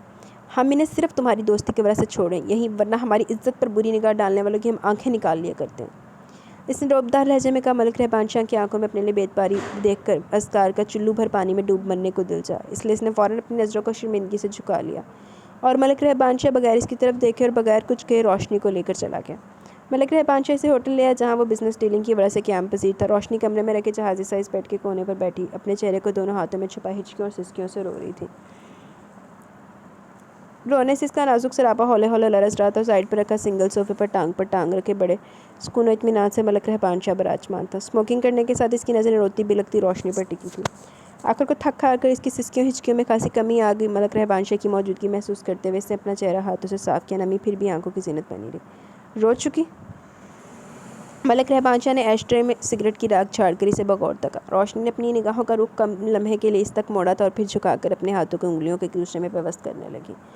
ملک رہبان شاہ نے کچھ دیر اسے دیکھنے کے بعد سلگتی ہوئی سگریٹ کو کرسٹل کے بنے ایش ٹرے کی نظر کیا اور کھڑا ہوا۔ اس کی رگوں میں ابھی بھی غصہ دوڑا تھا جسے وہ کنٹرول کرنے کی ناکام صحیح کر رہا تھا۔ ادھر ادھر ٹہلنے کے بعد وہ روشنی کے 2 قدم کے فاصلے پر کھڑا ہوا اور اسے بغور تکتا چلا گیا۔ پھر کوئی چانڈ چونڈ نہ مار دی، کیونکہ اپنا ٹریک ریکارڈ بڑا خراب ہے، جدوں بھی ملیا کچھ نہ کچھ حرکت کیتی ہے۔ کون سا ایسا جواز تھا، یہ کون سی ایسی حقیقت ہے جو تمہیں یہ سب کرنے پر مجبور کر گئی؟ بولو، جواب دو۔ روشنی سمجھ کی وہ کس بارے میں پوچھ رہا ہے۔ وہ کون سا ایسا راستہ جس پر تم نے انتہائی قدم اٹھایا جو تمہیں ہم سب سے بہت دور لے گیا، کہ نہ تو تمہیں ہمارے دل میں دھڑکنے والی دھڑکن سنائی دی جو صرف تمہیں صدائیں دیتی رہی ہے۔ ملک رہبان شاہ نے اس کی کلائی پکڑی اور اپنے سامنے کھڑا کر دیا۔ وہ آرام آرام سے سب بتاتی چلے گی جو کچھ اس کے ساتھ ہوا، جو اس نے سہا۔ ملک رہبان شاہ نے اس کے لہجے میں چھپا خوف از حد محسوس کیا۔ جیسے جیسے وہ زندگی کے لمحوں کی پرتیں کھول رہی تھی، ملک رہبان شاہ کو اتنا ہی خود پر اور اس پر غصہ آ رہا تھا جواب کہ وہ ضبط نہ کر سکا، قابو نہ پا سکا اپنے غصے پر۔ اور تم نے یقین کر لیا جس بات کی کوئی رتی بھر حقیقت نہیں ہے؟ ملک رہبان شاہ کی آواز کے ساتھ ساتھ اس کا لہجہ بھی تیز تھا۔ اس کے غصے کی لغزش نے روشنی کو سہمار ڈالا۔ اس نے گھبرا کر ملک رہبان شاہ کی ہتھیلی سے اپنی کلائی چھڑائی، تھوڑا پیچھے جا ہٹی۔ اسے روشنی کی اس حرکت نے سرتا پا سلگا ڈالا۔ وہ ابھی بھی اسے بے بار گردان رہی تھی، بے یقین سمجھ رہی تھی۔ تو بھی تو جدوں بھی ملیا تڑفتا ہے، ملیا تیرے تو کدھر یقین کر لوے؟ کبھی تم نے میری آنکھوں میں جھانکنے کی کوشش کی ہے؟ کبھی مجھے بغور تک ہے؟ نہیں، کبھی نہیں۔ کیوں دیکھو گی تمہیں مجھ پر یقین ہو تب نا۔ وہ غصے میں ادھر ادھر ٹہل رہا تھا اور اسی کو دیکھ رہی تھی۔ کبھی کبھی تو مجھے خود پر ترس آتا ہے، لعنت بھیجنے کو دل کرتا ہے کہ میں نے تم جیسی لڑکی کو چاہا، تم سے پیار کیا، اسے اپنے دل کا حکمران بنایا، جو کہ ان سب باتوں سے نابلد ہے، ناواقف ہے۔ آخر کو بولتا بولتا تھک ہار کے سنگل صوفے پر جا بیٹھا اور سامنے کھڑی ڈری سہمی سی روشنی کو دیکھنے لگا۔ روشنی کھڑی اس کے لفظوں کی باریکیوں پر غور کر رہی تھی، سن رہی تھی۔ وہ سوچ بھی نہیں سکتی تھی کہ کوئی اس کا اتنا بھی دیوانہ ہو سکتا ہے، کوئی اسے اتنی بھی محبت، اتنا بھی پیار کر سکتا ہے۔ روشنی نے اس کی محبت کو، اس کے پیار کو ہوس کا نام دے کر کتنی بڑی غلطی کی تھی۔ وہ سامنے بیٹھے ملک رہبان شاہ کو تکنے لگی جو محبت میں شکستہ اپنے بالوں میں ہاتھ دیے بیٹھا تھا، جس کی حالت صرف اور صرف اس کی وجہ سے ہوئی تھی۔ ملک رہبان شاہ اچانک اپنی جگہ سے کھڑا ہوا اور اس کے قریب چلا، اس کی دونوں کلائیاں اپنی گرفت میں کر لیں۔ کیسے یقین آئے گا تمہیں؟ بولو، کیسے تم ہماری بے پناہ محبت پر، چاہت پر یقین کرو گی؟ جان دے دوں؟ ملک رہبان شاہ نے اپنا چہرہ اس کے چہرے کے مزید قریب کر کے اس کی آنکھوں میں آنکھیں ڈال کر کہا، روشنی، جان دے دوں؟ بولو، اگر یہ تمہیں ہماری پاکیزہ اور سچی محبت پر یقین دلانے کا طریقہ تو جان دے دوں؟ اس کی آنکھوں میں جھلکتا جزم بتا رہا تھا وہ یہ کرنے سے گریز نہیں کرے گا۔ روشنی کا دل جیسے کسی نے مٹھی میں جکڑ لیا، جیسے وہ اس کی محبت پر یقین نہ کر کے بہت بڑا گناہ کر رہی ہو۔ روشنی کے دل و دماغ اس کی محبت کی گواہی آئی ہو کہ ہاں، ملک رہبان شاہ کی محبت سچی ہے، پاکیزہ ہے، آلودگی سے پاک ہے۔ اس نے تمہارے جسم سے نہیں، تمہاری روح سے پیار کیا ہے۔ وہ ابھی تک سوچوں کے بھنور میں پھنسی تھی۔ ملک رہبان شاہ نے اچانک کیا سوچ کر اسے چند قدم کے فاصلے پر جا کھڑا ہوا اور رخ موڑ کے کمرے کی کھڑکی تک چلا ہے۔ چھال نہ مار دی میں سون تے لے۔ جہاں سے چودھویں کا چاند اور اس کے ہمراہ ڈھیروں ستارے کالے آسمان پر جگمگا رہے تھے۔ ملک رہبان شاہ کی نظریں وہیں پر ٹکی تھی۔ روشنی کتنی دیر تک اس کی چوڑی پشت تکتی چلے گی؟ سامنے کھڑا یہ دیوانہ اس کا شوہر ہے، جس نے ہر طریقے سے اس کے نام پر اپنے نام کی مہر ثبت کر دی تھی، جو کہ اس کی محبت کا ثبوت تھی۔ اس کو سوچ سوچ کر روشنی کے دل کی دھڑکن تیز تر ہونے لگی۔ اس کے جارحانہ جنونی رویے پر اس کی سوچوں نے ایک نئی راہ چن لی تھی۔ بارش ہونے کا منظر جیسے شہر نکھار دیتا ہے، اجلا اجلا کر دیتا ہے، ایسا ہی کچھ روشنی کا بھی حال تھا۔ وہ دھیرے دھیرے قدم اٹھاتی اس تک پہنچی، ہمت و حوصلے کے دامن کو پکڑے رکھا اور اس کی چوڑی پشت پر اپنا نازک ہاتھ دھر دیا۔ ملک رہبان شاہ چونک کر مڑا، اسے دیکھا جہاں کچھ دیر پہلے والے چہرے پر بکھری زرد رنگت غائب تھی، اب وہاں پنک لالی نے احاطہ کر رکھا تھا۔ سرخ لبوں پر شرمیلی سی مسکراہٹ نے ڈیرا ڈال رکھا تھا، نگاہیں بدستور جھکی ہوئی تھی۔ ہم سے بہت بڑی غلطی ہوئی ہے، آپ پلیز ہمیں معاف کر دیجیے۔ وہ اپنے دونوں ہاتھوں کی انگلیوں کو آپس میں بے دردی سے مروڑی تھی۔ غلطی؟ ملک رہبان شاہ جھٹ سے بولا، غلطیاں ہوئی ہیں تم سے، جس کی تمہیں سزا ملے گی، وہ بھی بہت کڑی۔ روشنی نے اس کے لفظوں پر اسے ایک بار پھر سہم کے دیکھا، لیکن فوراً ہی نگاہیں جھکانی پڑی، کیونکہ لبوں پر شریر مسکراہٹ اور آنکھوں میں شرارت سے بھری چمک نے احاطہ کیا ہوا تھا۔ روشنی نے گھبرا کے رخ موڑنا چاہا، پر ایسا نہ ہوا۔ ملک رہبان شاہ نے اسے دونوں کندھوں سے تھام کر اپنے نزدیک کر لیا۔ تیار ہو کڑی سے کڑی سزائیں بھگتنے کے لیے؟ ملک رہبان شاہ کی قربت اسے ہراساں کر رہی تھی، بوکھلائے دے رہی تھی۔ اس کی اتنی نزدیکی جو کہ ملک رہبان شاہ نے فوراً نوٹ کر لی اور ایک جاندار کہکا فضاؤں کے سپرد کیا۔ ابھی تو میں نے تمہیں صرف چھوا ہے، کچھ کر دیا تو تم تو بے ہوش ہی ہو جاؤ گی۔ اس کے کان پر دھیرے سے سرگوشی کی، ویسے میری شال میں بہت اچھی لگ رہی ہو تم۔ ملک رہبان شاہ نے اس پر ڈلی اپنی شال کی طرف اشارہ کیا تو روشنی نے بے دھیانی میں مضبوطی سے اپنے گرد ڈلی شال کو تھام لیا۔ ملک رہبان شاہ ہولے سے مسکرا دیا۔ وہ نہیں جانتی تھی کہ اس کے دھیمے سے اقرار نے ملک رہبان شاہ کو کتنی تقویت بخشی تھی۔ دل میں پورے وجود میں ٹھنڈا سا سکون اترا تھا، اس کا انگ انگ جھوم اٹھا تھا خوشی کے روشنی کے اظہار پر، لیکن وہ جانتا تھا کہ روشنی پیار کا اظہار کرنے، زبان سے اقرار کرنے میں کافی وقت لے گی۔ مگر ملک رہبان شاہ کو اپنی بے پناہ محبت پر بھروسہ تھا، اسے یقین تھا کہ پیار کے اظہار کے لیے اسے طویل انتظار نہیں کرنا پڑے گا۔ وہ اسے ساتھ لیے بیڈ پر آ بیٹھا اور اس کے برابر میں بازو کے حصار میں چھینپی چھینپی سی بیٹھی اس کی محبت میں کاٹے سب بروز کو سنتی رہی، مسکراتی رہی۔ روشنی نے سوچ لیا تھا کہ اس کا سہارا، اس کا ہمسفر صرف اور صرف ملک رہبان شاہ ہی ہے، جو اسے ہر گزرتے سرد و گم حالات سے چھپا لے گا۔ اس کے باوجود اس کے دل میں چھپا ایک ڈر، ایک خوف، ایک خدشہ بیٹھا تھا جو کسی طرح نکلنے کا نام نہیں لے رہا تھا۔ شرم آ رہی ہے مجھے خود سے کہ رہبان کے کہنے کے باوجود میں روشانی کی کیئر نہ کر سکتا ہوں۔ غصہ آ رہا ہے تیمور اور فراز پر، ان لوگوں کی اتنی گھٹیا حرکت کرنے کے بارے میں سوچا بھی کیسے، اور وہ بھی روشانہ کے ساتھ، جسے میں نے اپنی بہن بنایا تھا۔ رات جیسے تیسے گوہر کی رخصتی ہوئی وہ لوگ گھر آ گئے، آدھا خاندان اگر گھر میں تھا تو آدھا ہسپتال میں۔ فراز اور تیمور کی جو حالت تھی وہ کسی سے ڈھکی چھپی نہ تھی، انہیں اتنی بے دردی سے پیٹا گیا تھا ڈاکٹرز تک کے رونگٹے کانپ اٹھے تھے۔ یہ کیس پولیس کیس تھا، لیکن اسکار نے ایسا نہیں ہونے دیا۔ پوری رات سب کی تقریباً اشکواری میں گزری۔ اسکار نے کوئی 1 گھنٹے تک رائب کی بھی خوب کلاس لی۔ تمہاری ٹانگیں ٹوٹ گئی تھی کیا؟ یہ لڑکیوں کی طرح تم نے بھی اپنے پیروں میں مہندی رچا رکھی تھی؟ اسکار کا غصہ اتنا خطرناک اور سوا نیزے پر تھا کہ ہر کوئی اپنی جگہ سہما کھڑا تھا، کسی میں بھی اتنی ہمت نہ تھی کہ کوئی چو بھی کر لیتا۔ پورے حال میں صرف اسکار کی آواز گونج رہی تھی۔ وہ تو میں اپنا کیمرہ بھول کے گھر میں وہ لینے آیا کہ یہ سب دیکھنا پڑا، اگر میں نہ آتا ممی تو جانتی آپ کہ کیا کچھ نہ ہوتا تھا۔ وہ دونوں مر بھی سکتے تھے، اپنی جان سے جا سکتے تھے۔ ملک رہبان شاہ کوئی چھوٹی موٹی شخص نہیں، وڈیرا ہے وہ، اور اس ملک میں وڈیروں کے لیے کسی کا خون کرنا، کسی کی جان لینا کوئی بڑی بات نہیں۔ اپنی عزت کے لیے خاندان بھی تباہ و برباد کر دے تو ان کے لیے کوئی معیوب بات نہیں۔ چیختا چنگارتا اسکار لمحے کے لیے سانس لینے کو رکا۔ لیکن اسکار بیٹا، روشانی نے کبھی بتایا کیوں نہیں کو ملک رہبان شاہ کی بیوی ہے؟ فرق بیگم نے نہایت آرام سے پوچھا۔ ممی ان کا اپنا ہیڈک ہے، میں اس بارے میں کوئی بات نہیں کرا۔ وہ ضد ہو کے بولا، بات یہ کہ ایسا ان دونوں نے کیا ہی کیوں؟ وہ پھر غصہ ہوا۔ آپ جانتی ہیں رات میں رہبان کے سامنے کھڑا خود کو کتنا آکورڈ میں سمجھ رہا تھا، کتنی شرمندگی میں خود کو گھرا محسوس کر رہا تھا۔ اب میں کس منہ سے اس کا سامنا کروں گا؟ وہ یہ سب سوچ کر ایک بار پھر شرمندگی کے اتھاہ گہرائیوں میں گرنے لگا۔ اور آپ کا ارادہ عظمیٰ کی شادی تیمور سے کرنے کا؟ لیکن میں اس گھٹیا اور گرے ہوئے شخص کو اپنی پیاری بہن عظمیٰ بالکل نہیں سونپوں گا۔ اور ایک بات اور، آج کے بعد ان دونوں میں سے کوئی مجھے اس گھر میں نظر نہ آئے۔ وہ غصے میں کہتا ہوا باہر سے نکل کے عظمیٰ روتے ہوئے اپنے کمرے میں جا بند ہوئی اور اپنے ادھورے سپنوں اور پیار سے اپنے خوابوں کی بچی راکھ پر ماتم کے علاوہ کچھ نہ کر سکی۔ شکر تھا کہ اس پروردگار کا وجود اتنا آگے تک نہیں گئی، ورنہ شاید پیچھے مڑنا بھی بہت مشکل تھا۔ صبح وہ دونوں کراچی میں موجود تھے۔ گرے پجارو بلیک جالی والے گیٹ سے اندر داخل ہوئے، پورچ میں آ کر رکی۔ وہ اسی لیے گاڑی سے اترا۔ روشنی نے ادھر ادھر دیکھا، ہرے بھرے سبزہ کے بیچ وائٹ بنگلہ اپنی الگ ہی شان دکھا رہا تھا۔ زمین پر بچھی گھاس آنکھوں کو بہت بھلی لگ رہی تھی، سائیڈ میں ہر رنگ کے گلاب کے پودے، ان پر کھلے پورے پودے گلاب کے پھول بہت خوبصورت لگ رہے تھے۔ کچھ الگ الگ پھولوں کے پودوں کے علاوہ وہاں پھلوں کے درخت بھی تھے، جیسے آم، چیکو، فالسے وغیرہ کے درخت۔ پورچ میں کھڑی گرے پجارو کے علاوہ بلیک کرولا اور ریڈ مرسیڈیز بھی کھڑی تھی۔ چلے اندر، ملک رہبان شاہ کی گمبھیر آواز نے اسے چونکا دیا۔ وہ دونوں شیشم کی لکڑی سے بنے دروازے سے اندر داخل ہوئے۔ اندر کا حصہ باہر کے حصے سے کچھ کم نہیں تھا، ماربل کا بنا فرش جو شیشے سے زیادہ شفاف ستھرا لگ رہا تھا، جس پر وہ اس وقت ملک رہبان شاہ کے ساتھ کھڑی تھی۔ یہاں تک کہ یہاں کی ہر شے نادر و نایاب تھی، جس کی تعریف کے لیے لفظ نہیں تھے جو ادا کیے جاتے۔ سامنے سے آتے حویلی کے تمام لوگوں کو دیکھ کر روشنی بری طرح گھبرا گئی اور سہم کر اپنے بالکل برابر کھڑے وائٹ لٹھے کے شلوار قمیض میں ملبوس ملک رہبان شاہ کی پشت پر جا چھپی۔ جس پر وہ ہولے سے مسکرا دیا۔ عابدہ بیگم اس کا خوف اور ڈر سمجھتے خود ہی وہاں چلی گئیں۔ انہیں ملک رہبان نے اپنی زندگی کے سارے اوراق پڑھا ڈالے تھے۔ عابدہ بیگم کو ناز تھا، فخر تھا اپنے بیٹے پر۔ اپنے تینوں بیٹوں میں انہوں نے زیادہ چاہت اسی سے تو کی تھی، پھر روشنی کو وہ کیوں نہ چاہتی؟ وہ ان کے عزیز جان بیٹے کی چاہت ہے، محبت ہے اس کی۔ نا پتر ڈرو نہیں، آؤ ادھر ہمارے پاس۔ وہ اس کی کلائی نرمی سے تھامے اپنے ساتھ لے کر صوفے پر آ بیٹھی، جبکہ ملک رہبان شاہ وہیں کھڑا دیکھ رہا تھا۔ نیاز و شہباز شاہ بھی وہیں صوفے پر بیٹھے تھے، جبکہ اقرا اور رابیل سائیڈ میں کھڑی اس کو مسکرا کے دیکھ رہی تھی۔ تم نے جو سنا وہ بالکل غلط سنا ہے۔ صبح میری بہو ضرور لگتی تھی، لیکن یہ قدرت کا نظام ہے کہ جسے وہ چاہے موت دے سکتا ہے۔ صبح کی موت بھی ایسے ہی لکھی تھی، اس لیے وہ ایسی موت کو مرنے سے کوئی نہیں روک سکا۔ بڑے پیار سے سمجھا رہی تھی، اس کے ذہن میں وہ ڈر و خوف نکال رہی تھی جو دماغ میں سختی سے بیٹھ چکا تھا۔ لیکن تم میرے چہیتے بیٹے کی پسند ہو، اس کی محبت ہو، جسے میں نے تمہاری جدائی میں دکھی افسردہ دیکھا ہے، محسوس کیا کہ اس کا غم مجھے ناز ہے اپنے بیٹے کی پسند پر۔ اگر یہ مجھے پہلے تمہارے بارے میں بتا دیتے تو تمہیں یوں در بدر نہ ہونا پڑتا، لیکن اب تم آ گئی ہو تو میں تمہیں شہزادی بنا کر رکھوں گی۔ انہوں نے اس کی پیشانی پر بوسہ دی، پھر ملک رہبان کی طرف دیکھا۔ اگر یہ مجھے پہلے تمہارے بارے میں بتا دیتے تو تمہیں یوں در بدر نہ ہونا پڑتا، لیکن اب تم آ گئی ہو تو میں تمہیں بالکل شہزادی بنا کر رکھوں گی۔ انہوں نے اس کی پیشانی پر بوسہ دی، پھر ملک رہبان شاہ کی طرف دیکھا۔ رہبان پتر، تم نے روشانی کے بارے میں تھوڑا بتایا، اس سے بھی بڑھ کر عابدہ بیگم کی بات پر وہ سر جھکائے دھیمے سے مسکرا دیا۔ اقرا، رابیل، تیار ہو تم دونوں؟ تو لے جاؤ ہماری روشنی کو اور اس کا کام سب سے پہلے کرو۔ عابدہ بیگم رخ موڑے ان دونوں سے معنی خیز لہجے میں بولی، جس کا روشنی نے وہی مطلب لیا جس سے وہ ڈری سہمی رہی تھی۔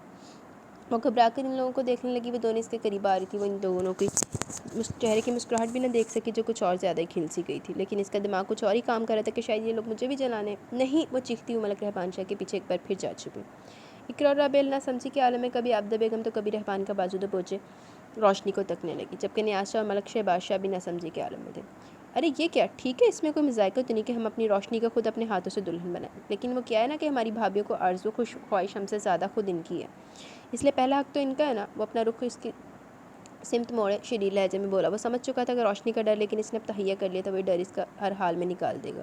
اس کی بات سمجھ کر روشنی نے گڑبڑا کر اس کا بازو چھوڑا اور بغور سے تکتی چلے گی۔ آرام سے اور جی بھر کے دیکھ لینا اکیلے میں، اس پیار بھرے انداز میں، مگر ابھی تو سب کا خیال کرو جو ہماری ہی طرف متوجہ ہے۔ وہ اس کی آنکھوں میں جھانک کے بولا۔ روشنی شرم و حیا سے کٹ کے رہ گئی۔ اور ہاں سنو، اب جب ہم میرے سامنے آؤ تو خود کو مکمل تیار کر لینا، کیونکہ تمہارے فراق میں کانٹے لمحے لمحے کا حساب وصول کریں گے۔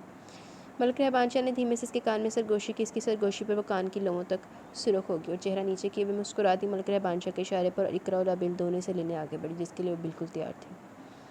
جی تو گائز، یہاں پہ ہمارا ناول اپنے اختتام کو پہنچا۔ کیسا لگا آپ کو ناول؟ اپنی رائے کا ضرور اظہار کیجیے گا۔ ناول نیم ہے تلاش، ریٹن بائی کمروش اشوک۔ تو آج کمنٹ سیشن نہیں، کمنٹ سیشن انشاءاللہ کل پڑھیں گے، ٹھیک ہے؟ آج بھی طبیعت بہت زیادہ ڈل ہوئی ہے میری، تو مجھے بھی اجازت دیں۔ انشاءاللہ کل ملیں گے نیو ناول کے ساتھ، اور کمنٹ سیشن بھی کل ہی ریڈ کریں گے۔ تب تک کے لیے اپنا بہت سارا خیال رکھیں، دعاؤں میں یاد رکھیں۔ اللہ حافظ۔